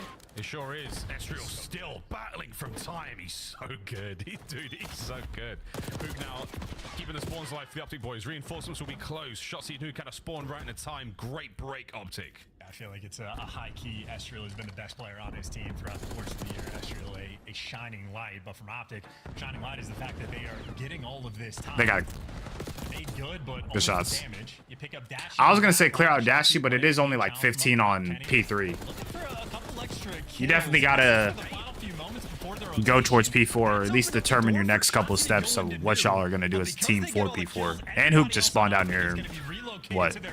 Back P3? A moment to make a hero play and buy you all sorts of time.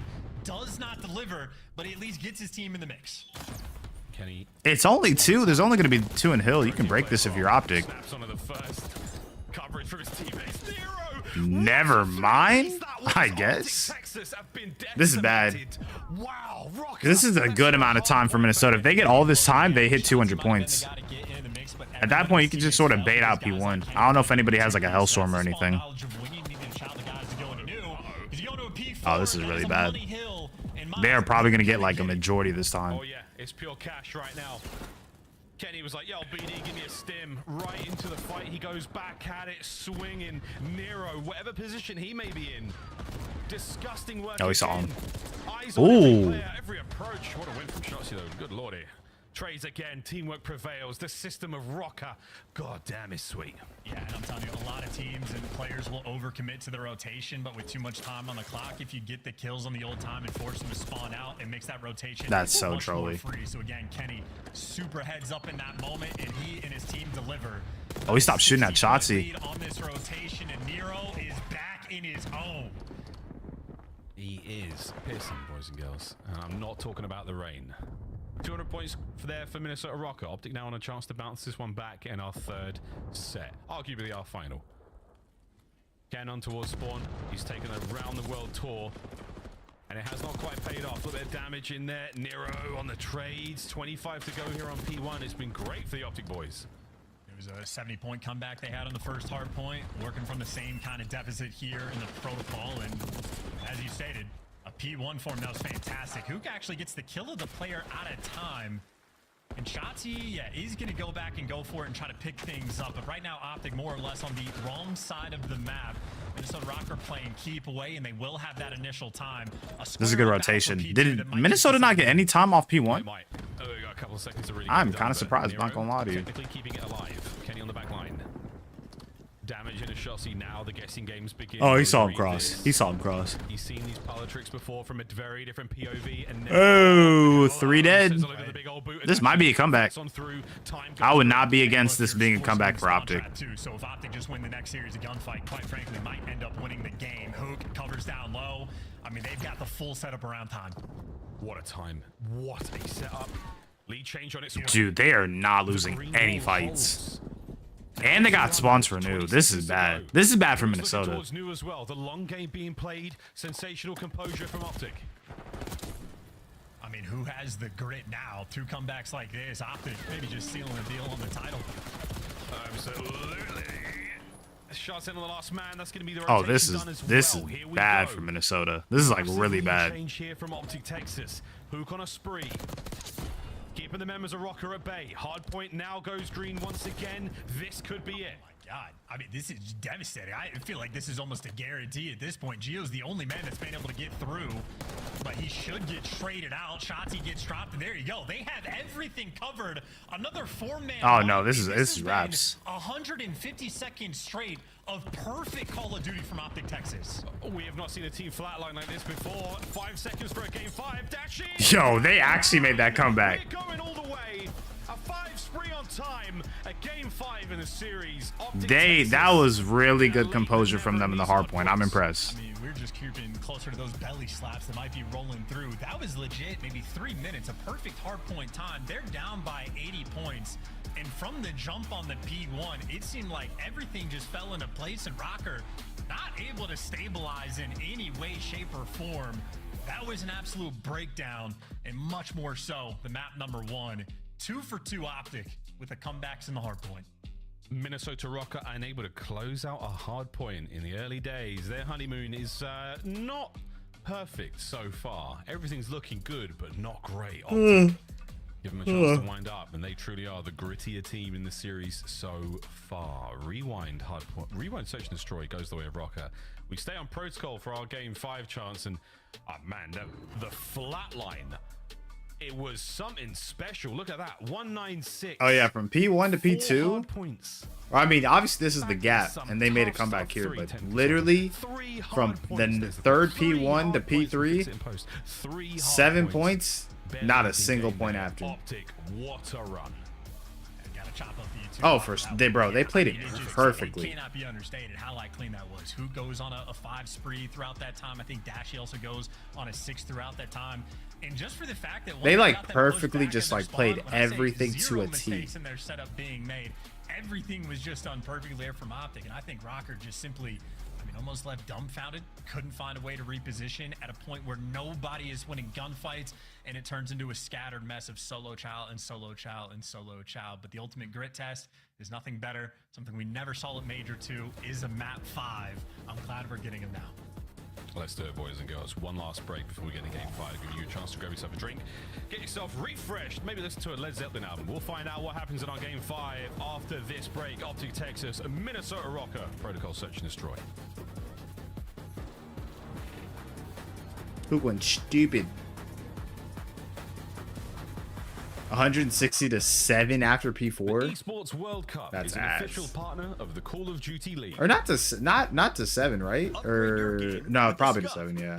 I was thinking because it was at 196 to 200, then it went from 200 to 207, and then on the last hill it was 207. So it was probably what, 160 to, it's either 7 or 11, because it went from 196 at that huge gap, and then from then on their final score was 207.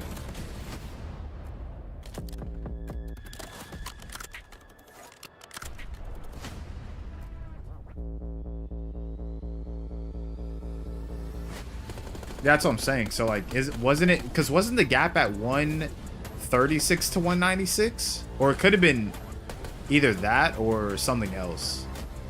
Hold on, we could actually, I'm gonna go back and see. And they truly are the grits. Yeah, because it was what, 196, 137. Then they hit 4 points. Then they hit 7 more. So this is from P4 on, it was really only to 11 points. But from 137 to 250, that's a huge gap that they had to overcome. This is just 3 straight hills of dominance. Because to get from 137 to 250, they were what, 113? This is 113 to 11 on these last 4 hills. 4 hard points.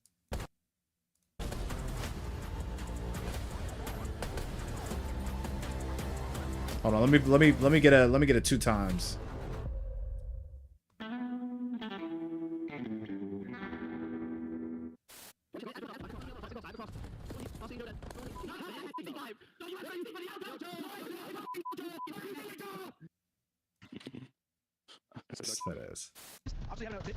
Yo, I'm being so dead serious. This is literally a group project. This whole group right here, this is a group project. This is when your teacher randomly assigns y'all like the 3 classmates that you never talked to a day in your life. And y'all just somehow came together for a project. You cannot convince me this isn't that. This is insane.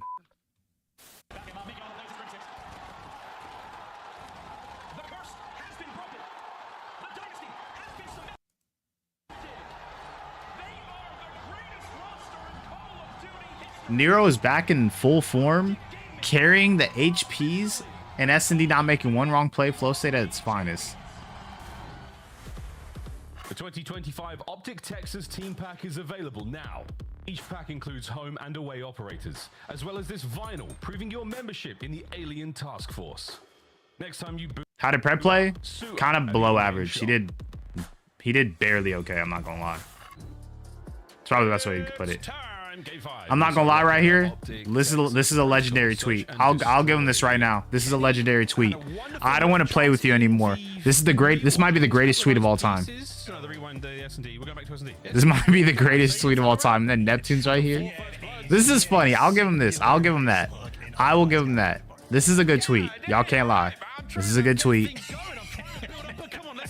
That's crazy. Arcides and Pred, I don't want to play with it anymore. And he just has the Neptune Woody though. This is a good tweet. Control aside, Miles, the theme of this series has been the clutches. It has been the hard point clutches from Optic. The first one down by 60. The next underrated. Very underrated. And went on an absolute tear on the final 3 hills. And then for the S&D, it was repeated clutch after clutch after clutch for Minnesota Rokkr, delivering in the man disadvantageous situations. I think Optic had 8 out. All right, map 5. Map 5 between Optic and the Rokkr. Honestly, this is just going to be a bang out to A, like every single time. The occasional B plant, like a little AR next to that, like back cannon, back gun area. So, who you got? I'll say Optic. Minnesota just in their last, like, map 5s have just not played that well.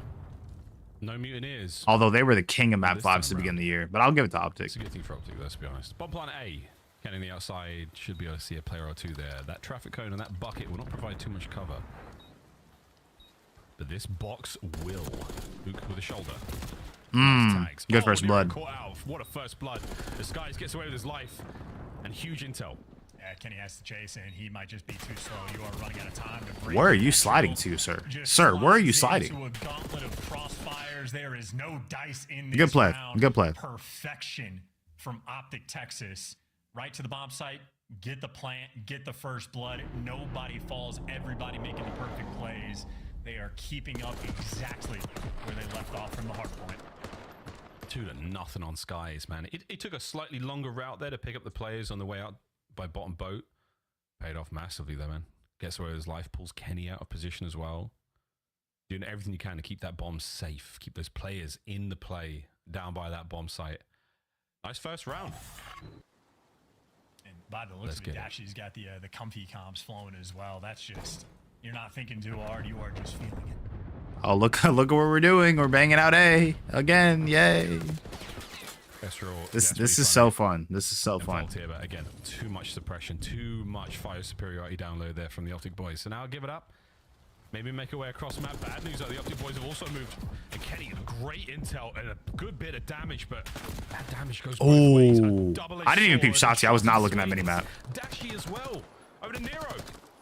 We're chasing that? Pinch. Can Estrel finish the kill? Good call on Dashy. Estrel lasts alive in a 3v1. Teamwork on point. Is it going to happen? I don't know. I mean, he does have bomb, though, so he's in a good spot. If he can pick up an AR, it's somewhat winnable. Yeah, man. If he can catch Dashy off guard, it's somewhat doable. So we're going to get this bomb planted at B, and then we have got to do some serious whooping. Oh, they're all just stacked in We're A. going to go back towards A and maybe get caught out on the drop-down spiral. Is he going to plant it at B? I would assume so, right? As you plant, it's just a homing beacon. They're going to trap you in, but he couldn't find an extra kill, so going to be forced to get it down anyway. This is Hook, Shotzi, and Dashy. They're grouped up together. Oh, shoot. I'm about to say. And they got him. Perfect. They were going to play a trade. From Dashy, jumping up on the boat. They were going to play that trade. It was good. Nothing going to get it away. perfect angle. Oh, Dash is on a 4. I think if he gets like another 2 kills, he should get his Hellstorm. He definitely is gonna have his massively, but Optic Texas RC. Yeah, he already has For RC. whatever reason, in the past 4 minutes they've had on the map, whether it be Hardpoint or this one, it's been nearly perfect Call of Duty. Yeah, man. They cover all their bases in that 3v1 situation. You know, you make sure no one's making their way out through mid. Dashy with a perfect coverage over the top there. No one's getting traded out. And that's what your main AR is, man. He's going to post up on boat. He's going to watch over you as you run up towards, you know, that potential gunfight.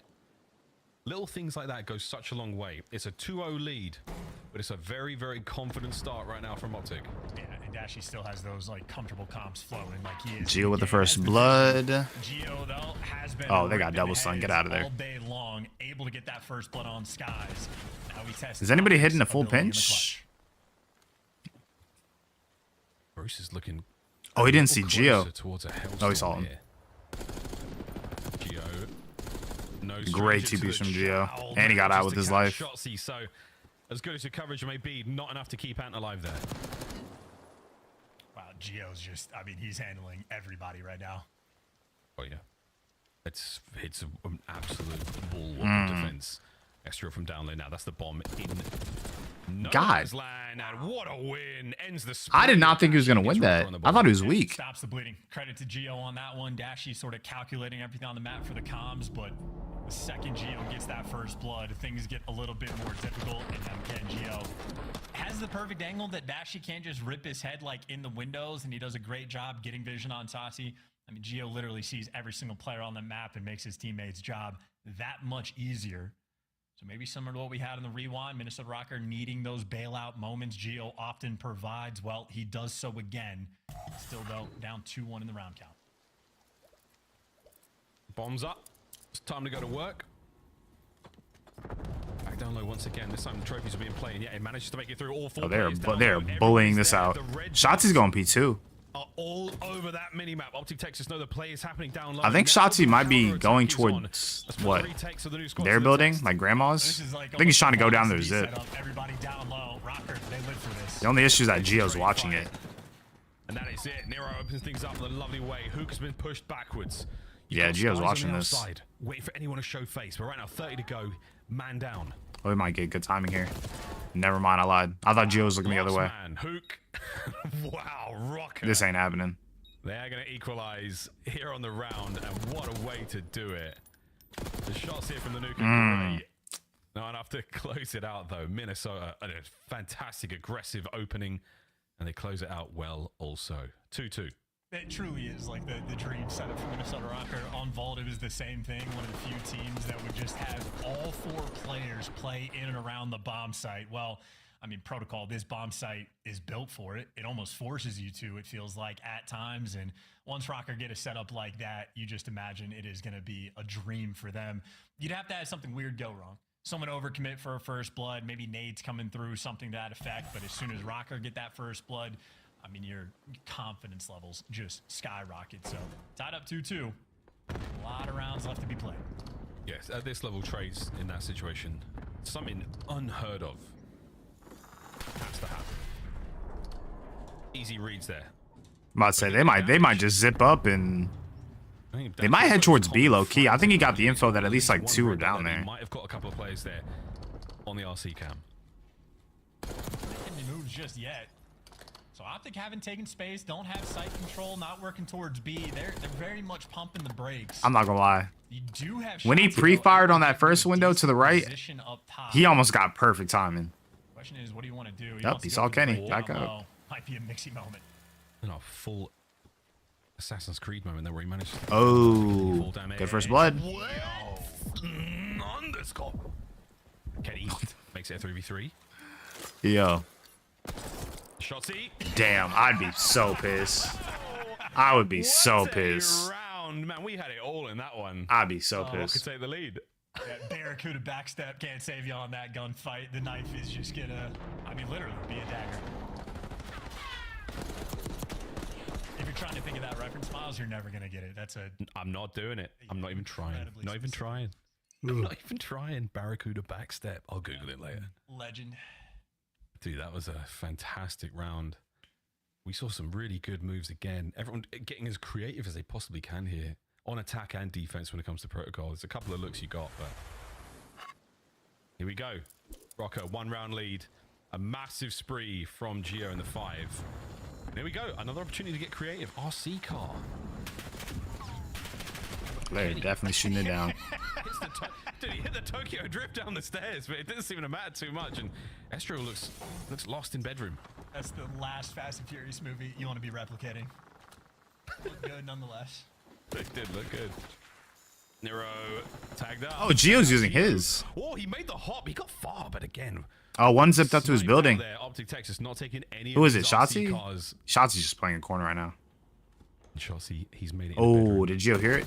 Oh, he did. It doesn't matter. And he ends it. A massive round here for Optic Texas. That is that, folks. Surely now. Kenny in a 1v4 against his old boys. Yo, that boy jumped off the top rope. I'm not guarding that. I'm not guarding that one bit. That was dope. That was dope. I still maintain RC cars hurt you more often than they help you.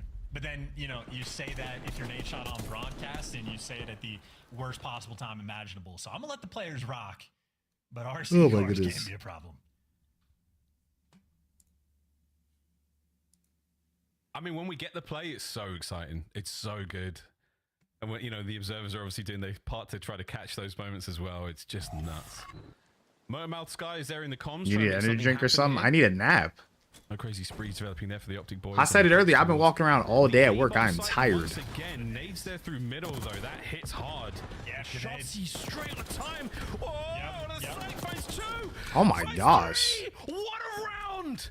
Last man left alive, Geo, and Shotzi has an ace on his mind. Yeah, and the spot Geo's on the map, by the way, just to the left side of that boat is exactly where those nades landed. I think they got connection on both the players by Big Door and Rokkr. I mean, a hope and a prayer that they sent it into. And you know what it is too? I feel like this is the case with streaming sometimes, or streaming the watch parties. I feel like streaming's different whenever you're like not watch partying anything. I mean, granted, it depends on what you are watch partying, because sometimes people can like be super excited about it.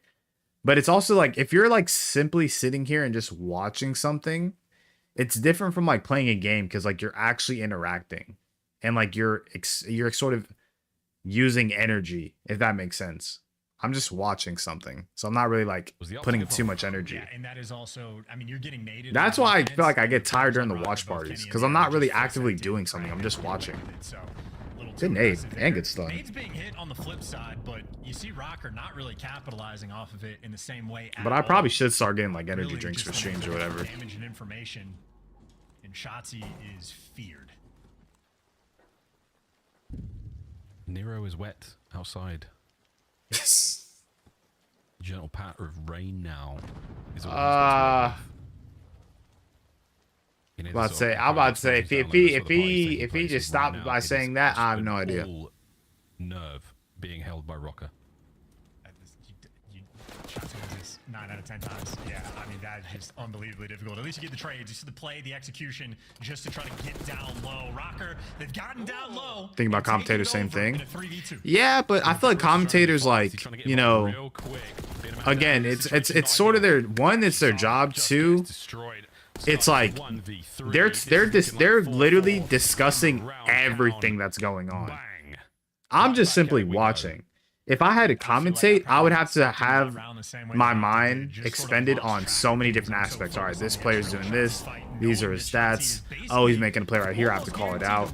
You know, it's different when you're watch partying, because commentating you have to keep talking 24/7. With watch partying, you can sort of like focus for a little minute. But it is basically the same thing. They're just talking more than I am. So I get what you mean. It's very similar. Same thing practically. Pump the brakes. Really slow things down, and I might just need to start drinking caffeine and get energy drinks. I might just be a tired guy. Looking through, they look very comparable, and that just means with 2 teams that are neck and neck fighting for champs contention, you need these wins at the start. You need it. Yeah, the honeymoon's got to be sweet, and if it's not tough, you're not going to champs. Basically, Estriel down low, shot CRC. Wow. Damage sends it. Oh, wait a minute. No, he tries. Oh, did he shoot? Wait. They went for it, but the nade was in position there. The Semtex slowed the descent, and now it's 4v2. What a turn from Rokkr. That's just great teamwork just for the follow-up nade. I think that might have been either Nero's or Estriel's or maybe both of them, but the teamwork on Rokkr, I mean, they're just showing off. Yeah, that is huge, man. You basically put a claymore at the bottom of that mine shaft. Elevator shaft. You know what I'm talking about. Skies. Outbound now. He's got a player above him.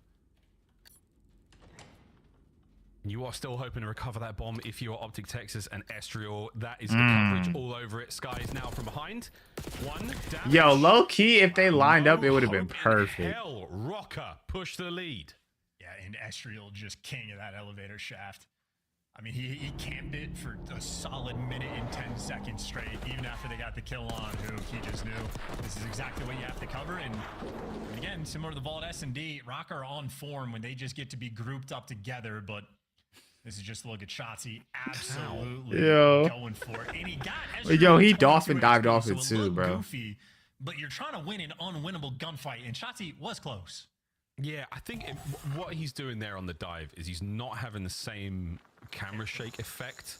Yeah, his player model, I think the camera shake effect maybe because if he drops like this, you have this little bounce moment. I don't know. That's some dirty tech, but it didn't quite work out. RCX car is still rolling. Oh, on the hops. The bomb site is such a dangerous place to be right now. Watch out for the good trade. And the trades are on. Who got bombed? Or no, not who. I meant Nero got bombed. Sure. But what an exchange this has been on site. Go, go, go. Get out, run. He saw Skies on boat. On the exits. Look at this. He got him trapped. The trophy. That's so whack. That's so whack. His nade blew up from the trophy and it killed Skies. Gio was able to calm a player back by P2 and the other guy in depths of spawn. So at least Rokkr have the information to work with. Or maybe it's 2v2. I'm about to say Nero's playing for a guarantee right here. Yeah, Rokkr maybe not working with any information at this point. I don't think anyone is. We're trying to play for it now. Dashy's out by B. Oh my gosh, he went down zit. Oh my good god. I don't know if you saw Kenny. The Warlord in from behind. Will he time this right? Here's the trophy. Shotzi! What a win that could have been. And now it's a 1v1. Ah, this is kind of ass. Looking to plant it. That's just an AR too. This kind of. Oh wait, he could get. He might get this. To force the round 11. Oh, he's playing in the back too. For a 1v1 Nero. Dashy has him trapped. He does, but like he's on AR. He has to slide through and do this quick. Beautiful. Round 11. Dang. Who would have thought Kenny's game against Optic would be a game 5 round 11? He traps him in perfectly, so as soon as the bomb goes down, he knows he's in the backside. Dashy waits for a scam to happen. A few seconds go by, no scams, no shoulders thrown, knows he's cornered up, and then just checks every spot one by one. And the moment he's not up top, you know you're hitting the slide, you know he's in the deep corner. I mean, that is textbook coming through from Dashy to get you to the round 11. So again, these teams very comparable. Is it win by 2? No. Just round 11, straight up. They are neck and neck. Straight up. Whoever wins this round wins the entire thing. CDL point standings, a battle for champs. How important this round is. Here we go. Trophies down. ASAP towards the A site. Actually managed to get downstairs. They managed to get the trophy in the elevator room, in map. So now over towards the bomb site. Hook once again looking for the plant. RC car. Oh, that was perfect from Hook. That was perfect. Cost you big, especially in a round 11. I know Kenny's pissed. I know Kenny's pissed. Yeah, it literally went the full distance. You are buying a little bit of time for Nero to attempt to make the play, but not a ton of time, and you get the bomb down. Rokkr are great when they have site control. They have not been good at breaking it. This is Optic's round to lose. Absolutely. All bases covered. You get one chance at this. The trades have got to be absolutely perfect. Playing off the advantages you can make. Rokkr through the threshold. Both corners covered. Oh, good kill from Gio. The pinch is down. Oh, wow. 2v2. One, just one. Sends it forward. Oh my god. Survive the round 11. Oh my gosh. That's crazy. With the pistol is kind of nuts. How do you do? That is electric stuff rolling through. And take a second look. The Strider as Estriel trying to make the play up close on the bomb.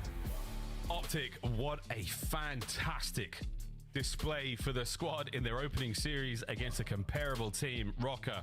It comes down to around 11 and 2 big drops in the hard. Basically, with these wins from like certain qualifiers, they basically determine seeding for each event. It's like each major, they determine the seedings. Because if you go like, let's say they have like 5 matches to split, right? If they go 5-0, they're probably going to get the #1 seed for major 3. But they take all the matches that are within the qualifiers for like majors 1, 2, 3, 4. And then those matches also determine seeding for champs at the end of the year. So this one is, so now they're 1-0 in major 3 qualifiers. They're 1-0 out of 5 matches, but overall their record from like stage 1, 2, 3, 4, they're not doing like that well. So they're still kind of out of the playoff race, or I guess they're like on the fringe of missing the playoffs. It really depends. If other teams kind of speed up, then, you know. Congratulations, Optic. You gain another 10 points. Miles and Chance, we'll see you tomorrow. But that was huge, considering that they are really far from like 3rd place, because I think they're in 4th. Actually, no, they're in 5th. But with how far they are from 4th place, they needed these points. No, it's just watching kind of like the way round 11 goes, and obviously the RCXD. I have to tip my hat to Hook, because at first I was like, we need to plant, we need to plant, we have sight, we need to plant, and he's like, let me hold this angle for a second. Gets the shots on the RCXD. A third-party sort of first blood works out in their favor, but great calls from round 11 from Optic, Texas. And that was first blood number 8, but this is hold on, I'm about to get on the call. Destroys where you gave up first blood if you're Minnesota Rokkr. What is going on in these search and destroys? I mean, you know, the first one worked out great. They had, even though they were giving up a lot of first bloods, they're still winning the rounds, right? We get to this protocol, it's kind of a back and forth game. I think it just comes down to the clutches at the end, right? Like you saw Nero in that situation versus Dashy. When he's down low after he plants, you have an SMG. You cannot play timid, right? You have to be throwing out shoulders, getting information. You know Dashy has an AR, plays timid, ends up losing the gunfight, and we get to that round 11 where, you know, it's just a down low bang out. Optic had learned from the previous round on their offense, which when it was tough, or Hook dies alone. We're like, we just got to get our SMGs down there together early, establish control, because we're starting to break down like how Rokkr is approaching their defensive rounds. Once Optic got the early control, it's like once we get a pick, we can then plant. So I think Optic's made really good adjustments and, you know, iced up when they needed to. Dashy made a big play. And talking about those adjustments, it almost feels like it kind of followed them from that map for Hardpoint, where we saw the tail end, like one of the most lock-up choke holds I've ever seen of a P2 heading into that P3. Even the P4 followed them into the search and destroy, and I just said, and the SMGs started playing closer together. They started playing for these trades, which goes back to the question Chris asked me in that map number 2 of like, is it first bloods into trades, or is it just first bloods into nothing? And at first it was first bloods into nothing, and this time in game 5 they forced those engagements. And has Hook ever lost an online qualifier match in Black Ops 6? He lost in the minors, so he has lost an online match. But qualifier, Qualifier. I don't Qualifier. think so. I don't think so. Hook's been kind of dialed. Is he the best of the best? The numbers will tell you. So fantastic breakdown there. Allie, what are you taking away though? Power rankings, who do you have higher, and are they good enough to be in 7th of that 7, 8, 9 spot? I have to put Optic Texas higher now, because this is now their 2nd win versus Minnesota Rokkr as far as this goes for me. So in this matchup specifically, I got good news and bad news. Well, it's kind of really bad news for y'all. I'm about to get off because we had something that was organized for later, and turns up it's happening right now. Actually, let's watch this interview. That's around 11, a little tighter than I want to see what he says. says. Get the dub. Hey, a dub is a dub. Wow, that was a grueler series for sure. Who's got the hot fit there in the left? Is that Hex walking around? He's got like an easel painted on his chest. Yeah, of course, he's the only one that, you know, dresses and shit. he steps out. You know? That's all him. I wear my PJs, but yeah, that's like that. All right, well, talking about some swag and some drip, who made that call in round 11? Because throughout the entirety of that map 5, we hadn't seen too many A bang-outs like that one. So that round call was obviously me. Well, not obviously me, but yeah. Now I stand on it, dude. Nah, yes. I mean, the whole motto was obviously to get to A eventually. I think me and Caesar started off to the right, but then we eventually made our way down to the A bomb site, and then from there it was a 4v3, and then I actually scammed, so thank God we won that, or else I actually would have been, you know, pretty tilted on myself. But yeah. Shotzi, thank you for getting me out of my pick'ems hole. I needed this win big to crawl back, and you guys got it done. Congrats. Yeah. I wanted to ask you, you know, earlier in the year, you were kind of taking to social media, you know, telling people put the fries in the bag, kind of roasting everybody, and it backfired really bad on you, obviously, in the last stage. Have you reflected on that? Maybe some mentality changes? He's going to say I don't think no. I've heard you talk about it too much since. It's funny you say that because after I went out rogue and stuff, you know, we went 0-18, which is insane. So, yeah. With that being said, I'm never talking shit. Everyone's insane at this game, and yeah. Smart kid. He learns. Everybody has to learn something. I love it. Last question for you, Shotzi. It can't be fun having a teammate dropped and then having to bring them back into the lineup, but you and Hook have been playing together as long as I can remember in Call of Duty. So what is it like having Kyler back on the lineup, and can you talk to us about that transition? Yeah, Kyler, the best way to put it, he's like my yin and yang. I swear, like every single time he's on the roster, it's just natural. I feel like I never have to second guess with Kyler. I always feel like he knows what I'm doing, I know what he's doing, and we're just one. So yeah, Kyler's a goat. All right, who's buying who dinner if you guys go out? You are, Shotzi. I think it's on you you are. tonight. All right, you always. That's crazy. Hector's buying dinner. Good answer. Take the black card. Always the right move. That is Shotzi. That's Optic Texas, and that is the marquee match. All right, I'm getting off because I have to go do something. But the video is about to drop. Literally, after I end stream, the video is dropping. The video is dropping right away. I will be back for tomorrow's matches. I think who plays tomorrow? Because I know tomorrow's like 4 matches, right? Tomorrow is, yeah, Miami, Vegas, LAG, Carolina, C9 Optic, and then Toronto. Wow, these are some burger matches. I'm not going to lie. These are some insane burger matches. Would y'all be mad at me if I skip tomorrow? Would y'all be mad at me if I skip? These are so... I don't know. I'll probably be on, bro. Honestly, I'm not going to let y'all down, bro. I'll definitely, if I'm not on, I'll definitely get y'all some picks. But I'm gonna hop off. It sucks because I'm gonna miss like the best matchup of the day.